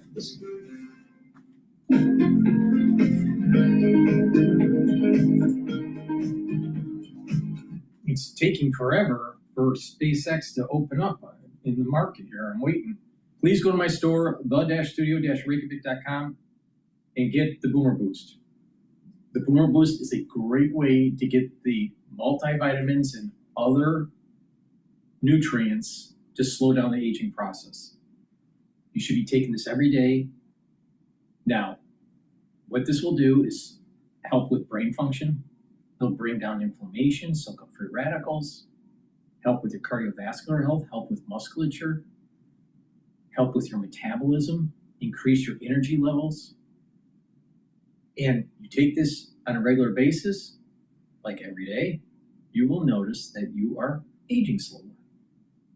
Now you stack that with a holistic approach, drinking filtered water, staying away from processed foods, controlling your sugar intake, doing cardiovascular and fitness training and resistance training, stretching, balancing exercises, mindfulness or spirituality, learning new things. When you do this in a holistic way and you take Boomer Boost, you're going to slow down the aging process. Now, if you stack it with a lot of the other different things that I have on my store, different supplements that I have on my store, you're going to get the synergistic benefit. Because the whole point of slowing down the aging process and boosting up that immune system is targeting what are some of the pressure points of aging. One pressure point is lack of energy. Your mitochondria is getting weaker. Well, you want to boost that up. This will help to boost up that health of the mitochondria, increase the energy levels. When you're older, you have more inflammation. You want to bring that inflammation down. So please go to my store, the-studio-reykjavik.com, and get the Boomer Boost. I also have vitamin D3, which is a multi-purpose supplement. Vitamin D3 is a cofactor for gene expression, so it's really important for your cells. Most people don't have enough vitamin D, so please go to my store and get this supplement. If you have the common cold, vitamin D3 helps to get rid of cells that are infected. It helps cells go into apoptosis if they need to die off. Vitamin D3 helps with bone density by absorbing calcium and helping deposit that into your bone matrix. And vitamin D3 helps with your cardiovascular health. And when you have a better cardiovascular system, you have better blood flow, including to your brain, which will help with brain function. So please go to my store and get the vitamin D3 and the Boomer Boost. Use discount 5 and you get $5 off. Please go to my store, the-studio-reykjavik.com. The link is in the description of this video. Is for SpaceX and for the industries, the company Elon identifying the $29 trillion total addressable market. Do we have any idea where that number really comes from? Well, thanks for having me on again. It's a huge number, it really is. I don't know if AM can really add up the numbers. I'm not quite sure exactly where that comes from, but I think the thesis is what SpaceX is eventually going to become. It really wants to be the infrastructure that's running all industry, all markets. So if you think about, the internet in the 90s, they're really trying to create the backbone for AI infrastructure for this century. So what they're looking to do is put a lot of AI infrastructure in place, lots of chips, lots of robotics, not just for their own use for SpaceX and not just for Tesla, but they're looking to do that for all industries. So if you have a long-term view on AI chips and infrastructure and compute, then the argument is that all industries would benefit from that. Of course, SpaceX has become a government contractor. It's done a lot of the work that NASA used to do. So one of the addressable markets is the US government, and that's a big customer. Can we quantify just how big of an opportunity that would be going forward? So I think it is pretty big. I mean, if you think about the relationship with NASA as well, NASA's focus is shifting to more exploration, but from a government standpoint, it's definitely been more on the kind of national defense, Golden Dome type strategy. As long as the US particularly wants to be the dominant force and has recognized through Space Force that much of the military will be guided through satellites and that technology, I think it's basically they're a prime for the US government. So how do you guys think about, how does this relate to your company and what you guys are doing? Yeah, so we're really focused on the private sector. So we're helping space tech companies who are not yet public commercialize. So raise capital, find customers, focus on revenue. And the thing that's really important there is with what the SpaceX is doing is going to generate a lot of liquidity in the marketplace. So as people spin out from SpaceX, go do their own thing, it's drawing attention from private equity and venture capital into the market. That's going to draw a lot of capital in. So from our standpoint, it's going to increase this focus on the opportunity. But our argument is, though, that it has to be on the basis that there's real customers for those space technologies. And our thesis is that aside from governments, and NASA who are doing space exploration, that's actually in non-space industries.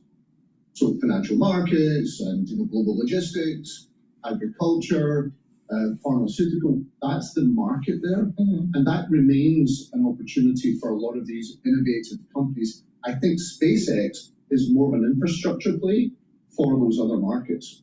It's an infrastructure play for now. It could also become an electric vehicle company soon as well, or that'll be kind of brought into its orbit, because there's a lot of talk about how Elon Musk might combine SpaceX with Tesla. That just becomes another kind of company then, and not really comparable to what you do. Yes. I think there's a couple of things there. With SpaceX and Tesla relationship, one of the ideas originally that he wants to get into EVs is ultimately he wants to be able to have vehicles up in Mars. For that, you need electric vehicles and power. So that's part of his broad, interplanetary species strategy there, right? But when it comes back to what's back on Earth, it really is about building infrastructure and providing things that are used or created for space, but used back down on Earth. And I think there's enough of an alternate market to SpaceX to allow those things to happen. So an example would be the International Space Station is coming down in a couple of years, and there's going to be new commercial space stations going up, which is going to allow drug research and other types of research and in-orbit manufacturing to happen. That is going to be core in other parts of the infrastructure that the SpaceX will not serve. How's the capital raising out there other than SpaceX for companies that want to do space-based businesses? It's actually been very healthy over the last number of years. I mean, you could argue it's been quite healthy over the last 15 years. But the last couple of years, there's definitely been an inflow of private capital. It's not for things that are like rockets and hardware and satellites. It's traditionally not been a venture model. Right. But I think they're starting to realize that this is a play towards more venture-like businesses that can run on that infrastructure. You talked about how this will create a liquidity event, this IPO. Yeah. It's going to make a lot of people rich. We talk a lot about the SpaceX current employees and former employees. If they do become very wealthy and decide to step away and stop working, they may go off and start their own company as well. Yeah. This creates this large ecosystem. Do you have any sense of timing around how this plays out? That's a hard one, because I'm sure there's going to be a lot of lockups in there and a lot of people looking to fulfill the SpaceX mission. But I think certainly over the next couple of years, you're going to see a lot of that activity happening. Absolutely. All right, Ross, thanks for joining us. Ross Hamilton, Chief Operating Officer of Space Network. Red headline crossing the terminal that is moving the markets. Iran's Arachi says U.S.-Iran MOU, quote, has never been closer. We've got the S&P lifting higher on that. We've got oil trading low, so keep an eye on that. For our listeners in the U.S., a reminder, you can listen to us via satellite radio on Sirius XM channel 121. All right. Because of that news that just popped up, the oil market is trading just below $85 a barrel per WTI. The equity market is trading at 7,435. I still have a 7,800 to maybe 8,000 year-end target for the S&P 500. Please go to my store, the-studio-reykjavik.com. Get the resveratrol. This will help with your basal layer for your skin, help with youthful gene expression. As you get older, you methylate genes. By taking resveratrol, you're slowing down that methylation. In addition, resveratrol soaks up free radicals, helps the health of the mitochondria so you have more energy. And resveratrol gets rid of cells that are in senescence. It stacks really well with C60. So take the resveratrol. Good night formula. Take it every night. It has tryptophan, melatonin, GABA, and passion flower. It allows you to get into 3 to 5 cycles of REM sleep and deep sleep.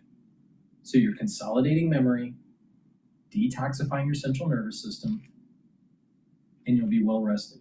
By having good sleep regularly, you are slowing down the aging process and improving brain function. So please go to my store and get the Goodnight Formula. And you can stack it with the resveratrol each day. All right, so you take the Goodnight Formula at night, you take the resveratrol in the morning. And this will help to slow down the aging process. I also have a great product that will help to relieve pain. If you have a tension headache, a bruise, a sprain, pulled muscle, or even arthritis,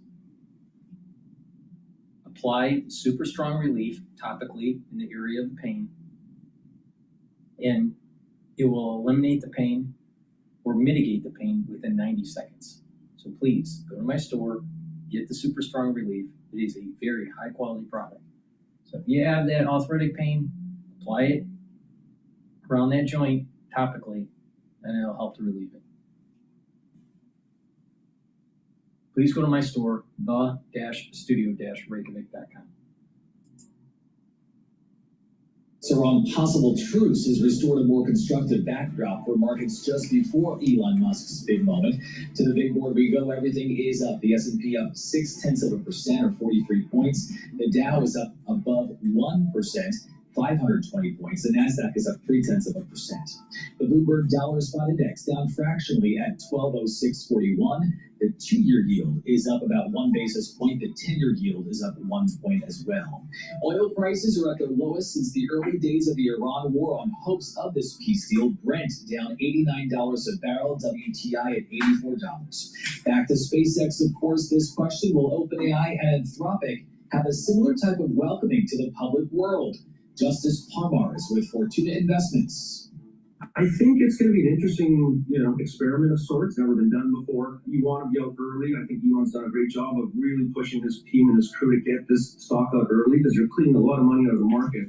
And so as the IPOs continue to stack on, you start to inherently develop risk. Because if one of them starts to trade underwater, it's going to have a follow-over effect on the one preceding that one. Well, have you questioned just how rich a trillionaire is? Over a 100-year lifetime, guys, it would equal spending $27,000 a day. That's a lot on DoorDash or something like that. As for Elon Musk, with the money, he could fund 68 U.S. election cycles or buy every car maker in Europe, Japan, and the U.S. It's a lot of money. Yep. For on-demand news 24 hours a day, subscribe to Bloomberg News Now wherever you get your podcasts. I'm Matt Piper, and that's a Bloomberg Business Flash. Paul and Scarlett. All right, Matt, thanks so much. Appreciate that. Matt Piper, stocks definitely turning higher, as Matt was reporting on the back of that Iranian news, saying that a deal is pretty darn close. Let's see where some individual stocks are on the move today. We can do that. We're joined by Bloomberg's Avalon Purnell. She's an equity reporter for Bloomberg News. Avalon, what are you looking at today? We have to start off with Adobe. That's currently falling about 6.7% now to hit its lowest intraday level since 2018. That's ticker ADBE. And that's after the company announced the departure of its CFO just months after the CEO also announced plans to step aside. The news also comes as Adobe reported a second quarter beat, but gave a full year forecast that fell a little short of expectations. It looks like SpaceX is going to be amid this transition. Evercore writing that the sentiment is unlikely to turn positive until a new management team is in place. Oh boy, so we could be waiting for a while there. Okay, next up. Lennar, that's ticker LEN, currently dipping about 3.7%. That's after the home builders delivery forecast for the third quarter fell short of expectations. Management again calling out to continuing pressure from high interest rates and geopolitical uncertainty, which is obviously spurring some customers to hold back on purchases. Truist also writing that while the results were fairly disappointing, it was somewhat encouraging that the results did not include a margin breakdown. Also worth noting that their peer, KB Home, called out to similar concerns last quarter, and they will be reporting June 23rd. I mean, interest rates higher. The 30-year mortgages, that can't be helping. 6.5% for 30-year mortgage. Exactly. All right, so there you go. I'm not refinancing the mortgage on the Jersey Shore compound yet. Give us one more here. Medline, MDLN, currently slipping about 2.3%. That's after the medical supplier suffered another setback from a fire at a distribution facility. Clearing expecting some short-term financial impact since at a minimum, this is going to be taking a distribution facility offline. But that's not the only hardship that Medline has faced recently. Just last week, the FDA sent them a warning letter for several contamination incidents at a manufacturing facility. And now that company's stock is down about 12% since its debut as last year's biggest IPO. Oh, I like the way that you ended that. It comes full circle, right? I was just going to say, this was a big IPO when it came out. And that's a reminder that, you know, at least in the first year, a lot of the IPOs don't pan out the way you expect. Yeah, that's a big risk is look to float, you know, $1 gajillion in this case next year. Avalon, for now, thanks so much for your appreciate that. Avalon is a equities reporter for Bloomberg News. And for more conversations like this, subscribe to our Stock Movers Reports. Listen for 5-minute auto reports on the biggest winners and losers in the stock market. Subscribe to Stock Movers on Apple Podcasts, Spotify, or anywhere you listen here. Looking at my SpaceX quote here, using the BQ function, the Bloomberg quote, that gives you tons of information, including where this thing is indicated pre-market.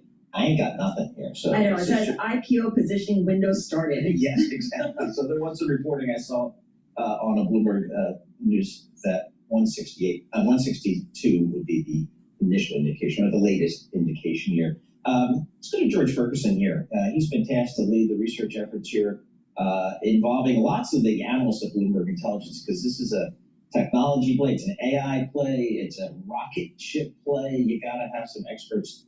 And fortunately, Bloomberg does for all of those businesses. George, what do you think the buyer of a SpaceX, what do you think the buyer of a SpaceX share, what is he or she thinking here when they place that order?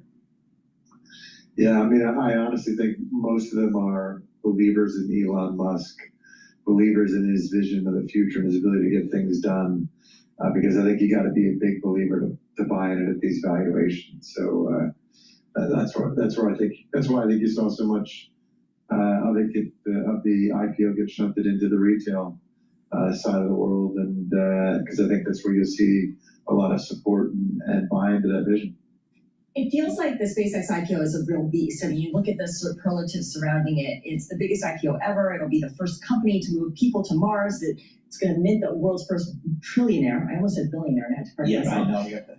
and this is kind of the point, right, George? I mean, this is the Elon Musk formula. Create an entirely new category and then, you know, claim leadership and set the standard and, you know, make everyone follow in your footsteps. If that's the case, how does someone analyze a company like this? Because whatever you do, he's going to come back with, well, it's never been done before, so you can't, you know, compare it to anything. Yeah, I mean, that's why it's extremely hard. But I think when you look at it, I think we do understand pretty well with the launch business as it stands today. We understand the connectivity business, the satellite business pretty well. And I think the big variable here again is that AI business, and it's a variable out there for a number of other companies. But look, I think launch, we saw some 76% of the launches were primarily for Starlink. So when we think about the demand for launch in the future, look, I think there'll be more constellations that go up, but I don't think there's going to be more than 5 or 6 LEO constellations in the next couple of decades, and they're the ones that use a lot of satellites, the sort of 10,000 plus kind of constellations. And I think of those 5 or 6, I think you're going to see 2 US are kind of, Starlink, and they're probably Amazon LEO. I think Europe might want one of their own. I'm sure the Chinese want a couple of their own. Maybe India gets in this game. I don't think anybody else's constellation is going to get launched on SpaceX launches, right? So I think it's going to be, even I think Amazon LEO is going to be launched largely on Blue Origin rockets as they get that going. So I think we're kind of looking at space kind of a flattish, maybe a slow growth kind of business as they do government work and things like that. And the connectivity business, that's all about, that's data, broadband data, that's direct-to-cell communications. We kind of understand that too. We have terrestrial providers. If you're in a big population center, they're going to do it better than SpaceX is going to do, given latency of going to a satellite, problems of being in buildings. But there are very important areas of the world that need that connectivity to a satellite to stay on the web and connected. And that will get better over time. But I think that's, maybe it's we're seeing sort of 20-ish% growth in the last couple of years, but Some of the metrics are coming down on the amount each subscriber spends. It's decently profitable. It's not wildly profitable. So to me, everything shifts to AI, right? It's a big bet on data centers, putting them into the sky, putting them into orbit. It could where you probably be able to do it cheaper, cool it cheaper, power it easier, and then we'll stream data up to satellites, and Grok will help us figure out what to do in the future. And that's kind of to me the big vision. Yeah, I'm looking at just kind of where the revenue comes from, George, just on the trailing 12-month basis. Round numbers, 11 billion from the connectivity business, 4 billion from the space business.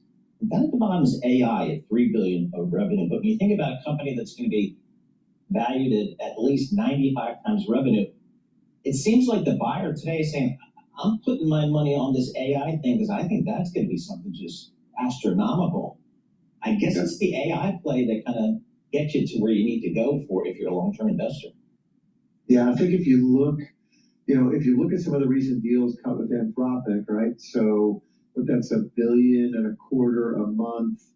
I guess as long as they keep signing that agreement, you're going to see that AI revenue jump up pretty dramatically here over the next year and years, right? So I think when we look at sort of what we think is going to be at the end of 2026, we think it's going to be a 14 billion connectivity business and a 14 billion rev AI business. And I think one of the interesting things we saw is SpaceX built Colossus 1 and Colossus 2, the two big data centers down Memphis, Tennessee area. They did it in existing buildings so they could get it up and running very quickly.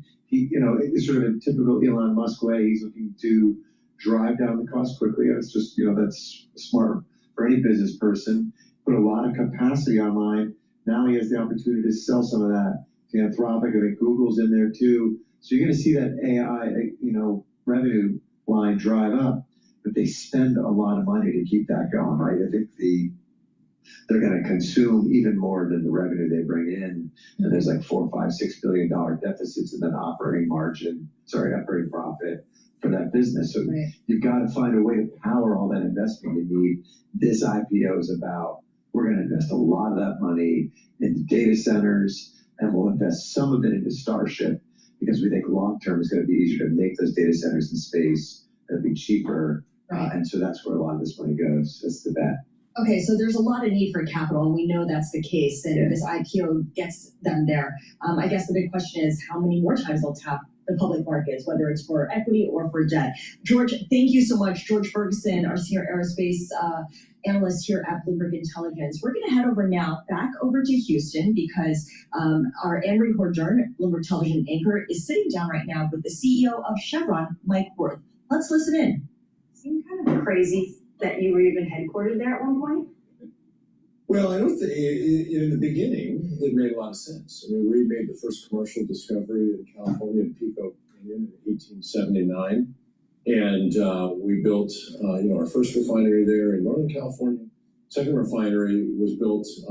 The refinery was called El Segundo. It was the second refinery. It's now a city that's named after our refinery. So the state grew up around us more than us going to the state, and so we're part of the state's history. And for an awful long time, California was a big producer. It was one of the biggest producers in the world at one point, and we're an integral part of the economic story in California. Things have evolved, obviously, but it made sense for a long time. It doesn't make sense to me. Okay, so we're going to start with more so the news of the day and what's going on in Washington. I know you've been keeping up with the headlines of the president. Secretary Wright said 7 million barrels a day are getting out of the Strait of Hormuz, which would be a pretty big deal. How do you view the market dynamics right now? What actually is coming out of the Gulf? Yeah, our view would be it's probably not quite that much. There are ships that have been transiting out, typically with transponders off, typically at night, and with some support from the U.S. military. And that has helped ease fundamentals in physical markets. And so, we've seen price action that has been a little bit, I think, different than people expected. But what has been through it all, and we can talk about it a little bit more if you'd like, is the market's been pretty incredible in terms of how it's adjusted both on the supply and the demand side to buy time and kind of address the risks that exist. What is the driving force behind that? Because most people thought we'd be higher than $150 a barrel. Yeah, well, early on you saw the paper markets trade on expectations and narratives, and early on there was a lot of fear that prices were going to go that high. So you saw paper markets really take off. Physical markets followed, and then things have reversed as the narrative has been we're closer to the end than the beginning. There's a peace deal that's just around the corner. And physical markets obviously have had to deal with the realities of supply constraints. Early on, demand was strong, and in fact, you saw people buy further out, particularly Asian refiners that typically might buy a couple months in advance, cover themselves further. And so you actually had demand pulled forward at the same time as supply was shut off. And so that's where you saw differentials get very wide. But subsequently, you've got supply from SPRs, you've had supply from ships on the water that were sanctioned and were then allowed to unload. You've seen commercial inventories drawn down. You're seeing turnarounds and maintenance activities deferred in facilities that allow supply to keep flowing. Some movements now through the Straits. So there's been a supply response, as you would expect, and there's been a demand response. China had been buying a lot of oil for their SPR. That has come down. You've seen certain measures, primarily in Asian economies, to reduce energy intensity of their activities. You've seen some substitution to coal and other things that have taken some pressure off of markets. And so both supply and demand have responded, and I think the market has bought time. Now, the reality is inventories are a lot lower today, other than in China, where there still are very healthy inventories. But when you look at products, we've moved from comfortable inventories under normal times to what would be soon to be uncomfortable. And I think that's the real question is how much longer can these measures kind of ameliorate the risk, and at some point they may not be able to. Well, I like that. Supply was shut off, and so that's where you saw differentials getting very wide. Subsequently, you got supply. So you started a business. That's huge. I mean, it's small, but yeah. Please go to my store, the-studio-reykjavik.com. Get the Gladiator Barley. This will help to build muscle, detoxify your body, bring down inflammation, and soak up free radicals. Super important to slow down the aging process. And by bringing down free radicals and bringing down inflammation, you're helping your cardiovascular health, boosting up that immune system and endocrine system, helping with brain function. It's a great way to slow down the aging process. Make sure you do a little bit of resistance training and take the Gladiator Barley. You can also stack it with the Myotrol that's on my store. You can also take heirloom barley. If you're not wanting to focus on increasing your muscle mass, take the heirloom barley. This will detoxify your body, bring down inflammation, and soak up free radicals. So please go to my store, get the heirloom barley or the Gladiator Barley. You can stack it with the Boomer Boost. It's a great way to control your A1C levels. Please go to my store, the-studio-reykjavik.com. Alrighty. We have more news.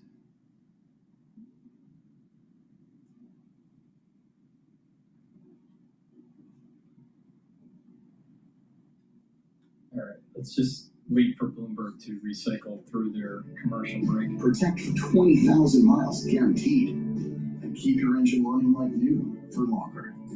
Clean your engine in one oil change with new Mobile One Advanced Clean.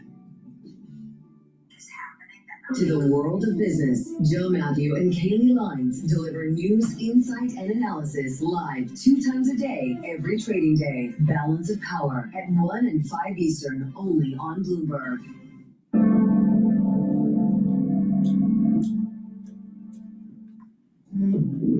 Some of the venture firms that have backed SpaceX are set to earn tens of billions of dollars in returns today. They include Founders Fund, Andreessen Horowitz, Sequoia Capital.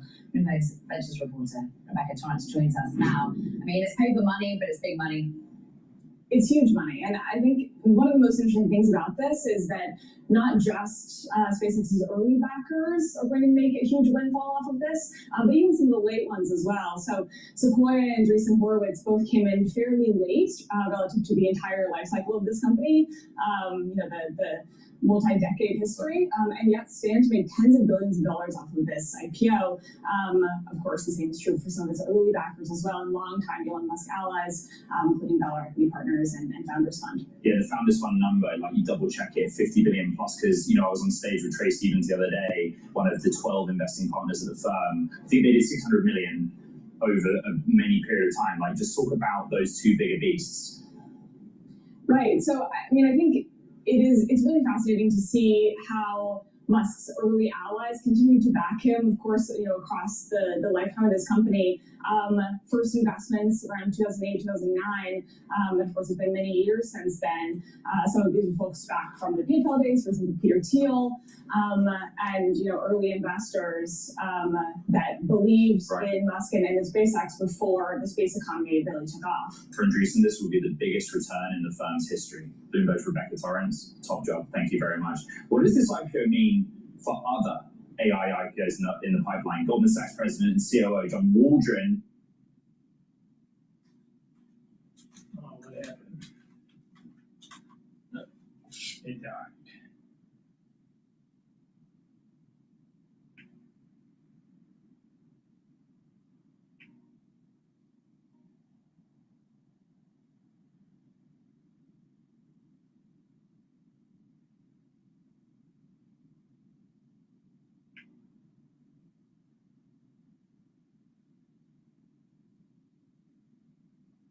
Just OpenAI. They don't believe in spreading of.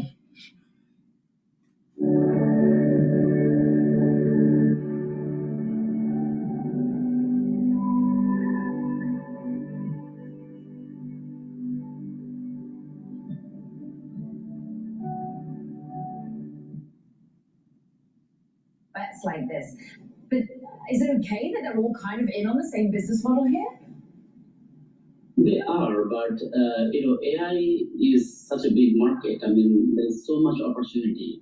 When we looked at OpenAI and they're doing good, at the same time we found that Anthropic was focusing on more enterprise level, AI. So they're more focusing on the business to business side. They're more research oriented. So we felt that they have a different flavor. So you like vanilla ice cream, at the same time you like chocolate as well. So we kind of like invested in two different types of, AI infrastructure. We also invested in XAI. So, we thought that we'll actually take part in every single angles of different domains that these companies are focusing on. I think what's really interesting here, Ed, and I bring this to you, is that if you think about Thrive, they're in SpaceX too, but at the time they weren't thinking of SpaceX as an AI company. Yeah. This has become quite a late power play for Elon. Yeah, and he's, Christian Garrett from 137 Ventures is with us, and we're going to speak to him later in the hour again. The idea here is that the thesis is constantly evolving with SpaceX. But when I read the prospectus, the TAM number, the story that they're pitching investors of the future, I bet you it's very similar to what Anthropic and OpenAI write in their prospectus.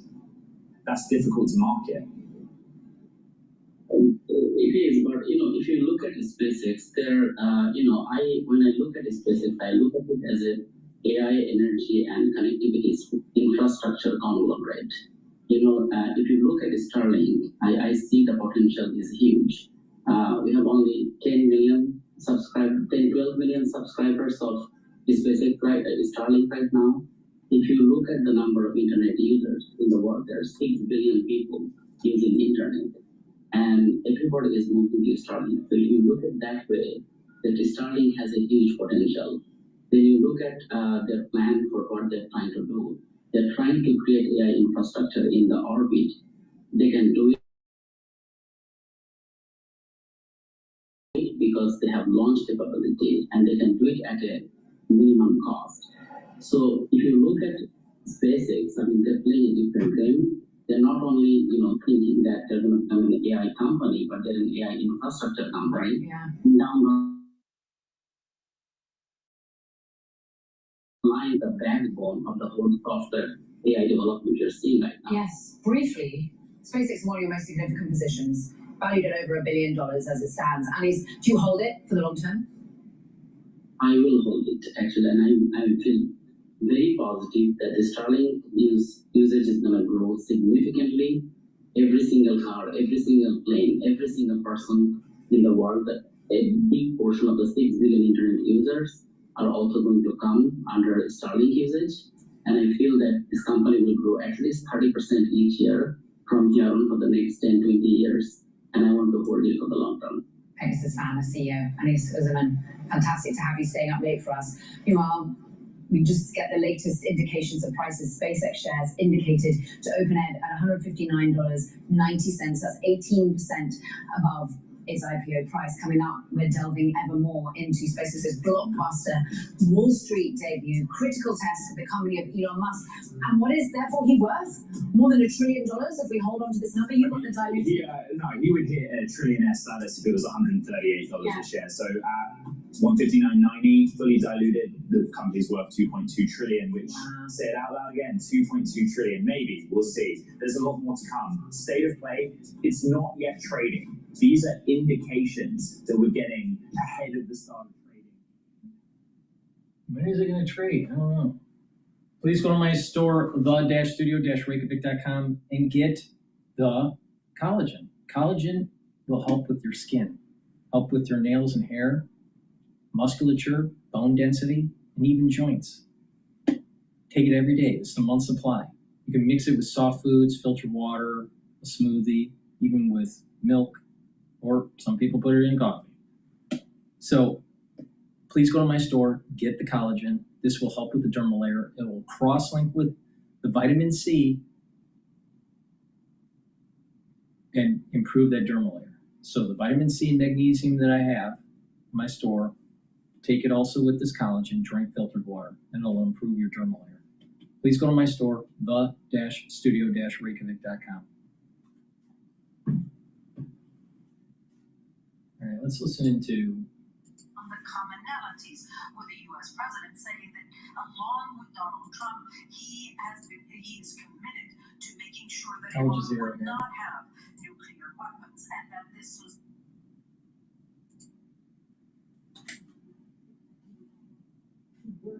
Having said that, there is some talk that Israel should be able to go it alone, that should be able to take action independently to prevent Iran from ever resuming its nuclear or uranium enrichment activities. Realistically, former generals and experts say that this is simply not feasible. Israel and the United States are too interlinked. Israel is too dependent on the U.S. to go it alone militarily, not just because it receives U.S. weapons, but because it needs U.S. support to take such significant military action in the region. All right, Al Jazeera's Noor Data reporting for us live from Ramallah in the occupied West Bank. Let's go over to Heidi Pett, who is in Beirut monitoring the situation there in Lebanon. So Heidi, bring us up to speed on what's happening on the ground. There's a lot of talk about Lebanon, but are we any closer to an end to this conflict? It certainly doesn't feel that way today. There has been no visible, measurable de-escalation here on the ground in Lebanon. In fact, Israeli strikes have continued. Notably, we've seen strikes in a number of significant towns and villages. So one of those is Majd al-Zoom, which has been the focus of a lot of Israeli fire over the last 1 or 2 days. And that is because Hezbollah says they have been trying to advance into that village under the cover of those airstrikes, as well as shelling from white phosphorus. Now, Hezbollah, in a statement a short time ago, said that it fired rockets at Israeli troops in that area and did force them to retreat from that town. But they are continuing to attempt to to advance northwards, not just in Majd al-Zoon, but in multiple other locations as well. And one of the other significant places where we have seen airstrikes over the last day is the village of Dabin. Now, this is one of the locations where there was supposed to be a test, a pilot program for the Lebanese army to go in and take control of some of these parts of the south. And instead, what we have seen is Israeli airstrikes on that village just today. It's not the only airstrikes that we've seen today. There's also been artillery shelling, continued movement by drones. The surveillance drone has been above us here in Beirut over the course of the day, and as well in the Bekaa Valley. And we've seen a number of operations announced by Hezbollah, but the concern here is very real, because the last time there was speculation, the last time there was talk, the last time there was even an announcement from one of the facilitators of the deal that Lebanon was going to be included, and I'm referring there to the Pakistani Prime Minister, who on the 8th of April said that Lebanon was included in a regional ceasefire.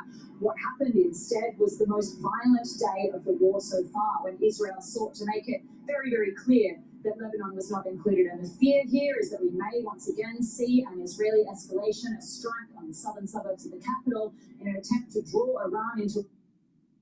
Black Mana is ambition, power at a price, turning risk into resources. To win, you must move in the shadows, make the hard call, and sacrifice. And now to head over to our London studio, here's my colleague, Jonah Hall. Hello there and welcome to Al Jazeera's London studio. Since the start of the war in Iran, the European Union has spent about $49 billion more on fossil fuels, about half of that on natural gas alone. That's despite a major push to become energy independent after Russia's full-scale invasion of Ukraine in 2022. Before that war began, 45% of gas imported by the EU came from Russia. Well, last year that was down to 12%. The European Commission says the bloc aims to phase out Russian gas completely by next year. Well, Russian oil, meanwhile, accounted for 27% of imports and now stands at just 2%. Well, making up the gas shortfall are Norway with pipeline gas and Qatar and the United States with liquefied natural gas. But Norway is operating close to maximum output, and ships from Qatar through the Straits of Hormuz are currently disrupted. So the US has become the EU's largest source of LNG, accounting for 2/3 of imports. But Europe is now also competing with Asia for those gas supplies, which means a price war, with previously agreed LNG supply contracts potentially able to be diverted to a higher bidder mid-journey. One solution is decreasing the continent's reliance on fossil fuels and looking to renewable energy instead. This week, the European Commission pledged around $6 billion to renewable projects in North Africa and the Middle East. The EU aims to mobilize up to $32 billion in investment in renewable energy and clean technology by 2035. Well, Naeem Aslam is the founder and chief investment officer at Zay Capital Markets. He joins us here in the studio. Good of you to be with us. We're looking at Europe's energy stability, its energy security. It thought, of course, that it had secured its supplies after the invasion of Ukraine in 2022 by diversifying away from Russia. The war in Iran, though, has exposed new vulnerabilities, right? Yes, to a larger extent, because we are still very much importing the shock. As you correctly mentioned, Europe has been able to diversify in terms of its supplier, because Russia and Ukraine war happened in sort of an unprepared manner. But in this particular war, many were anticipating it long coming, especially when Donald Trump came into power. So, but yes, there are still more opportunities to diversify. The problem is still at home. We are still vulnerable to external shocks. Our growth, our efficiencies are very much driven something which is taking place beyond our shores, and that is energy. So the answer to really rectify this problem is to solve it at home by applying appropriate various different diversifications, so we are not always exposed to not only the gas prices, because let's say that the conflict like this breaks up. It's not the problem is not always the diversification. The problem is the actual price at the pump where they are pumping. It goes up. On top of that, very briefly, is also your freight prices, your insurance prices, everything else that boils into it. Well, of course, some say renewables is the answer, but that may be many years away. Let's look at the hard effects of all of this now, not just price rises and inflation, which we talk about quite often here, but energy price shock is really starting to bite national economies as well. It's hitting growth. Germany has the largest economy in Europe. Research Institute DIW Berlin is now expecting it to slip into technical recession this year. That's 2 consecutive quarters of negative economic growth. But here in the UK, the economy shrank by 0.1% in April. Some of that due to energy prices, but also commercial disruptions in the Middle East affecting businesses here. And there are fears the economic slowdown will intensify throughout the year. Naeem, once more, with all of that in mind, we sit on the verge of a potential peace deal. We've been here, of course, before, haven't we? Yeah. But it's not as simple, is it, as opening the Strait of Hormuz and allowing energy supplies to pass through it. This is going to take time. These effects are going to linger.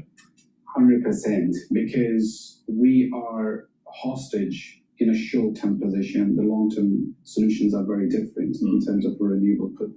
But this kind of a shock that we have imported this time for Europe is much worse than inflation situation, because we have a decompression of growth over in Europe. What is at stake? So yes, the United States could perhaps form a deal, which we don't know how many times do we hear that on a daily basis. But if that happens, we still have plenty of other issues.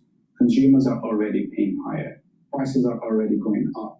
Central bank has already increased interest rate yesterday. UK, as you pointed out, we've already first negative reading. And this is all happening while we have not actually seen the real data, the real impact of what has happened with respect to Strait of Hormuz. Because those data number, or those numbers, they're only going to be coming in Q2 and Q3. Are we prepared for that one? Yes, the headline will make many sexy headlines from President Trump. The worst, in other words, may still lie ahead. Yeah. Look, meanwhile, as European economies evidently struggle, there is one sort of potential beneficiary to all of this, and that's Russia. And the EU, of course, wants to stop Russia from benefiting from rising oil prices, which in turn are used to help fund its war in Ukraine. Well, to achieve that, it's proposed a 6-month delay to a planned increase of its price cap on Russian oil. The Commission is considering keeping the cap at around $44 a barrel. Otherwise, based on the EU's sanctions mechanisms, the cap would rise to at least $65 a barrel next month. The Iran war having pushed up energy prices. Well, last year, the EU introduced a cap at 15% below the average market price to be reviewed every 6 months. EU operators are only allowed to transport Russian oil if it's sold at or below that limit. But as Yulia Shapovalova reports now from the capital Moscow, the measures may not be enough to make Russia rethink its policies. Another batch of sanctions on Moscow in response to the Ukraine war. The European Commission wants to reduce Russia's energy revenues with measures that will primarily affect oil trading. Since 2022, the EU has significantly cut its dependence on Russian energy and has increased imports of more expensive liquefied natural gas, or LNG, from the US. Those who shoot themselves in the foot need to figure out how to ensure their energy security. Russia has always been and remains a reliable supplier of energy resources for both European. Please go to my store, the-studio-reykjavik.com, and get the collagen. Collagen helps to remodel joints that are either arthritic or a sports injury. Take it every day. You could stack it with the collagen to also improve joint health and remodeling. Collagen works by blocking certain types of enzymes and receptors. The one receptor to reduce pain is blocking NAV 1.7. Another receptor or enzyme that it inhibits, is EP4, which reduces inflammation. And so if you have EP4 that's expressed, higher inflammation at the joint. But if you can block EP4, then inflammation starts to go down. You want to bring down that inflammation. Collagen also blocks MMP3 and MMP13. And what they do is reduce, by blocking those enzymes, you're reducing the erosion of the joint. If MMP3 and MMP13 is overexpressed because of an injury or arthritis, further joint erosion takes place. So you want to block that. Collagen does this. Okay, now collagen also helps to recruit collagen type 2 to remodel the cartilage, and ACAN to cushion the joint, glucosamine to remodel the cartilage, and chondroitin to cushion the joint. So over time, you're remodeling the joint. Now, what you also want to do is do these exercises where you're opening up the arthritic joint or the sports injury up to the point of pain, and then go just a little bit more and count to 30, 20 or 30 seconds. Do that 2 or 3 times a day, and do that every day. Take the collagen and take the collagen. And what you will notice that over time is that you'll be able to open up the joint with less pain and have that joint remodel and heal. So please go to my store, get the collagen, do these exercises I just mentioned, get the collagen from my store, take it every day, and remodel those joints that are arthritic, and also if you have a sports injury. Please go to my store, the-studio-reykjavik.com.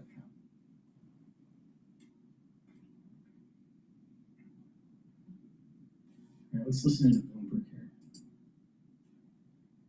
All right, Goldman Sachs banker to specialize in prepaid energy deals. Major hires. That's when they start poaching talent.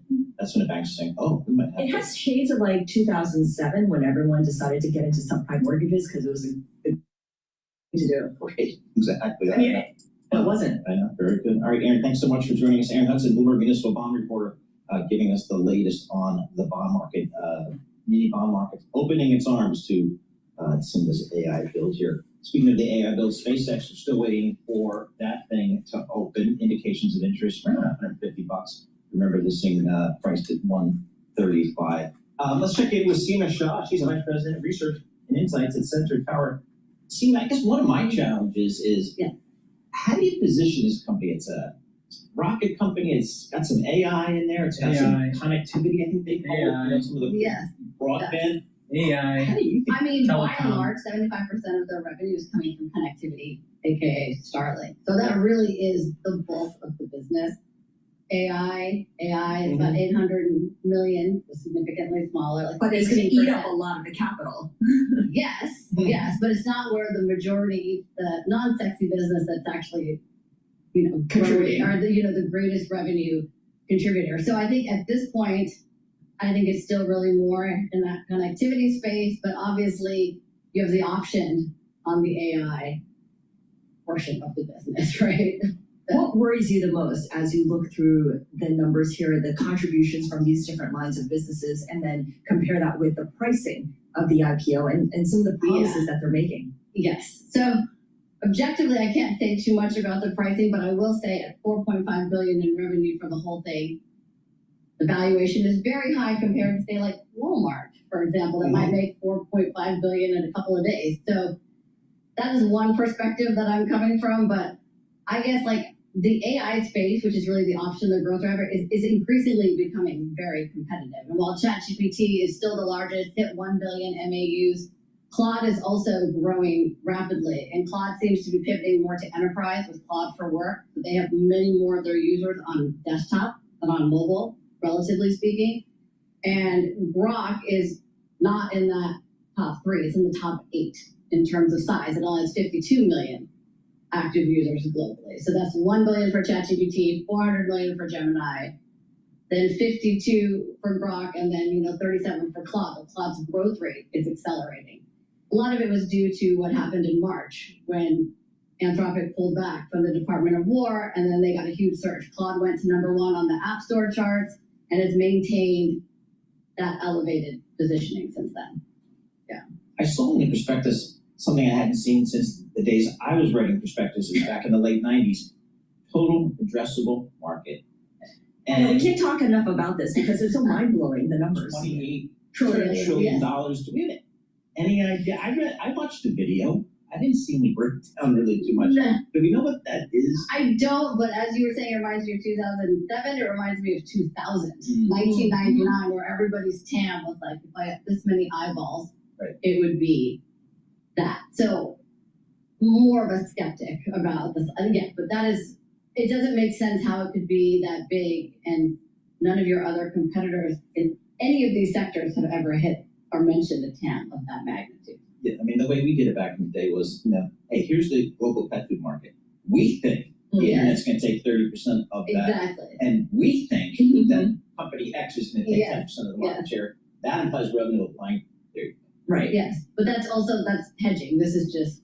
Yeah. Here's my narrative. Yes. I'm going to present it to you. And you have a CEO or a top leader who's very well known and has a lot of followers. So that makes the whole IPO and everything just much more exciting than it might be otherwise if you're like, this is a connectivity company and a rocket ship company. Right. So it's a connectivity company and a rocket ship company and increasingly an AI company. Yeah. Will it become an EV company as well? Because there's a lot of talk that Elon Musk is going to combine Tesla with SpaceX. I mean, I can't say for sure, but historically it's had a tendency to merge his companies together, especially because one might be more profitable than the other. And do you see any complementary operational, not synergies, but do these businesses complement one another? I mean, maybe the space business in terms of anything that's reusable or EV energy efficient. AI, maybe you can add that into elements of selling a Tesla or maybe within the car itself. So I could probably see that in the future, and the connectivity, but it's really more like add-ons than I would imagine the production of a car, the production of a rocket. There's probably systems and parts of it or energy and batteries that you could share. SpaceX opens at $150 a share. There you go. IPO price of $135. It's happened. It is open and it is trading. We've got 61 million. They opened this thing on about a 60 million block, 60 million share block. So that's pretty sizable. But it kind of goes to the issue here now that we've got the stock open. They're going to need capital going forward. Do we know? It sounds like their capital needs are going to be, even though they've just raised $75 billion, huge war chest. Some of the CapEx numbers I see out there for this company, are they going to do more equity? Are they going to do debt? Do we know what they want to do? I don't know. I don't imagine you'd want to be diluted any further. So, debt might be more attractive, but again, but credit investors will look at these numbers in a whole different way than equity investors. The EBITDA numbers might not be where they want them to be for the credit. So I guess we'll see. I mean, he has a lot of contacts, and you said if he brings in Tesla, what does that mean? Right? But there's a lot of legal ramifications. Tesla's board and investors may not be so keen on that. So I think we'll have to wait and see what happens. But specifically from the data we see, it's very competitive in the AI space and the connectivity space.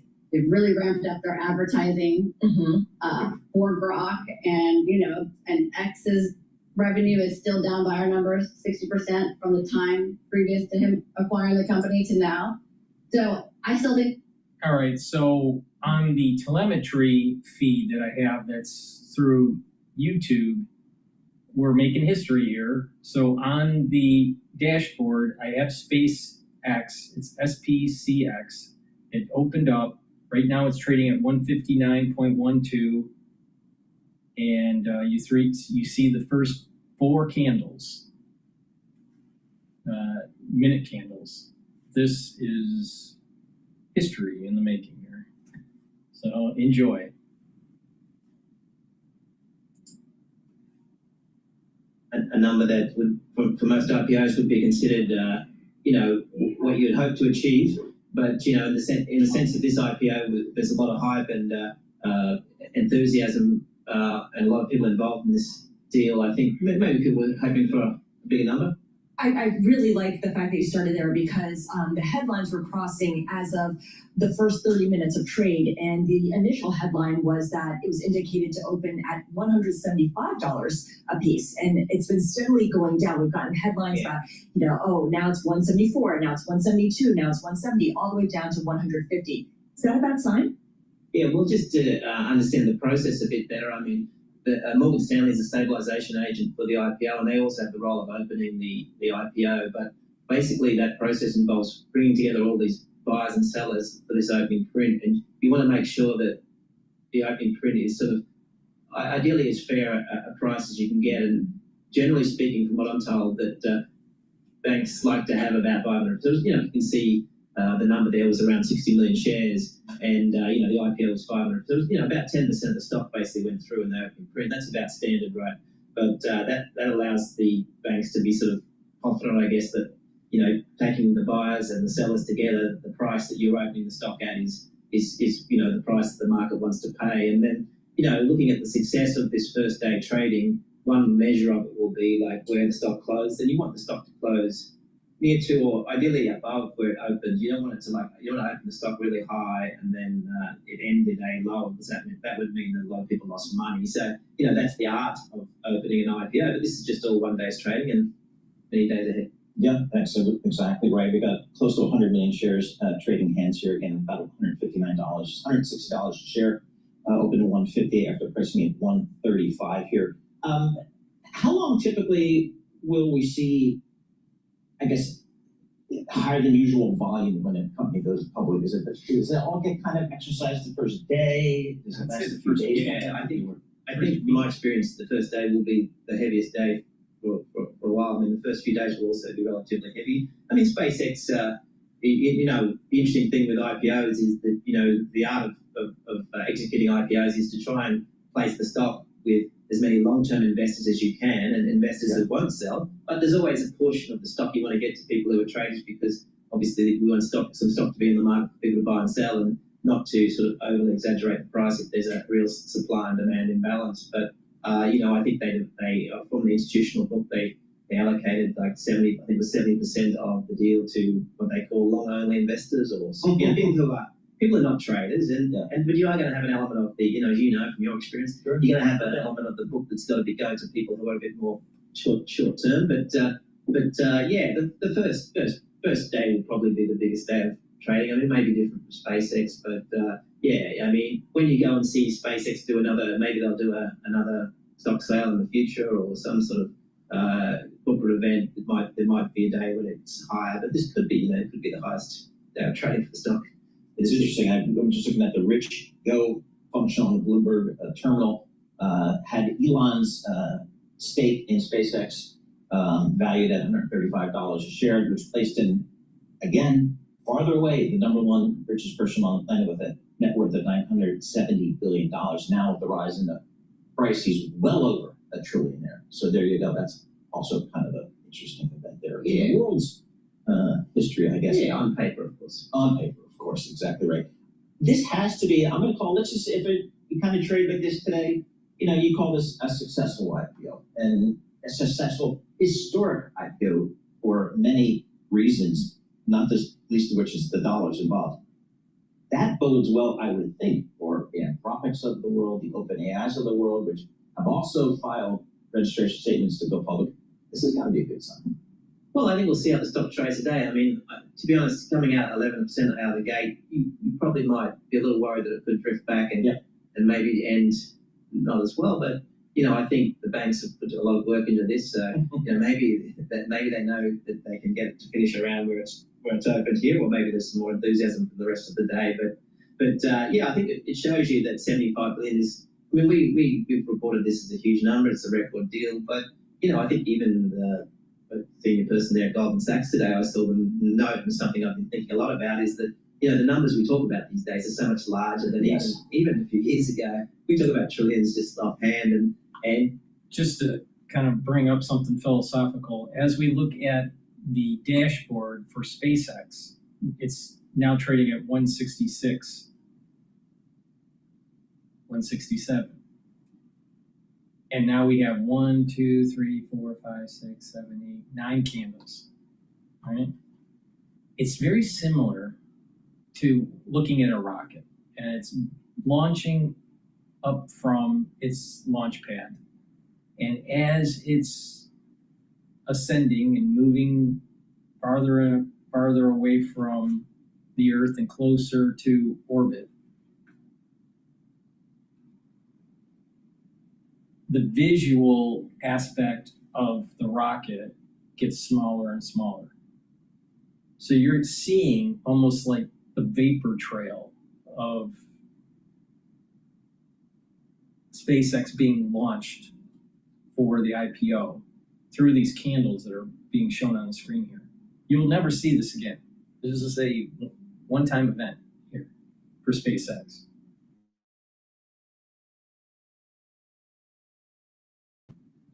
For the initial public offering and the first 9 or 10 candles that ever have been able to be traded in the open market. Just like a rocket launching from the launch pad, smaller and smaller. You'll see these candles get smaller and smaller and more data points day after day, year after year. But there's this one time where the first 10 minutes of trading have been captured on this show. All right? Please go to my store, the-studio-reykjavik.com. Get the structural nano silver toothpaste. Why? It helps to whiten your teeth, freshen your breath, neutralize, improve your oral cavity, reduce inflammation, and help the health of your gum line. And with good oral hygiene, it's going to also help with cardiovascular health.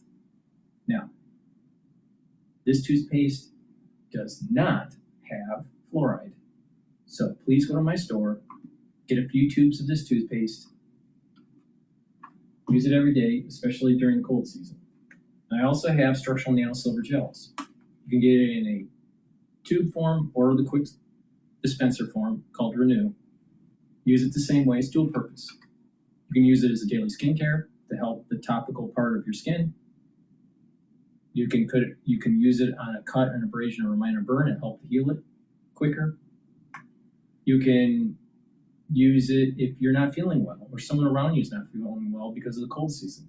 Put it on your hands, around your eyes, around your ears, around your mouth, around your nose, lightly coat your nostrils, so stay active for 5.5 hours. If you get allergies or you're cleaning the house, take my advice and lightly coat your nostrils. It'll help to reduce the allergies and that issue of dust while you're cleaning.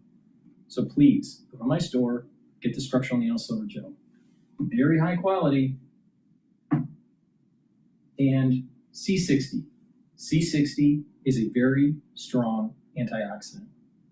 It's very potent. It's 1,000 times stronger than vitamin C. You can get it in MCT coconut oil, extra virgin olive oil, and avocado oil. You can get it in a 2-ounce, a 4-ounce, or an 8-ounce configuration. It is cheaper to get the higher ounce configuration per ounce. It's cheaper per ounce to get the higher ounce configuration. So please, take it every day. Teaspoon a day, preferably in an empty stomach in the morning. You'll notice that you recover quicker after a workout. This will soak up free radicals, boost up the health of your mitochondria. You'll have more energy. You'll have a better immune system, better endocrine system. You'll be able to soak up free radicals at the vascular level. So you're reducing the concentration of oxidized LDL. So you're not building up plaque. That's helping your cardiovascular system. You're having better blood flow to the brain, so that's going to help the brain. Also, C60 helps the basal layer of your skin so you look younger. And C60 helps your neurons. You'll have more energy for your neurons. You'll have less stress in your brain tissue. You'll also have your neurons produce a better concentration of neurotransmitters. What's going to happen over time is your neurons will connect better. You'll have better cognition, better memory. You'll be thinking faster. C60 is a very important supplement to take to slow down the aging process. And again, it also helps to boost up the immune system and the endocrine system. So please go to my store, get the C60, take it every day, teaspoon a day. I've been doing this for over 10 years every day. So please go to my store, the-studio-reykjavik.com. That's the end of my show.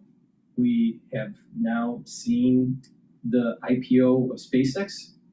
Take my advice, Do not buy into it yet. Wait about 2 months or so. I think that SpaceX, the price of SpaceX will most likely go down about 25–30% from the high. And that's the time to accumulate. You can trade it, but SpaceX is probably one of those special stocks that you just want to accumulate and just hold for about 10 years. So that's my advice. Thank you for listening and have a nice day.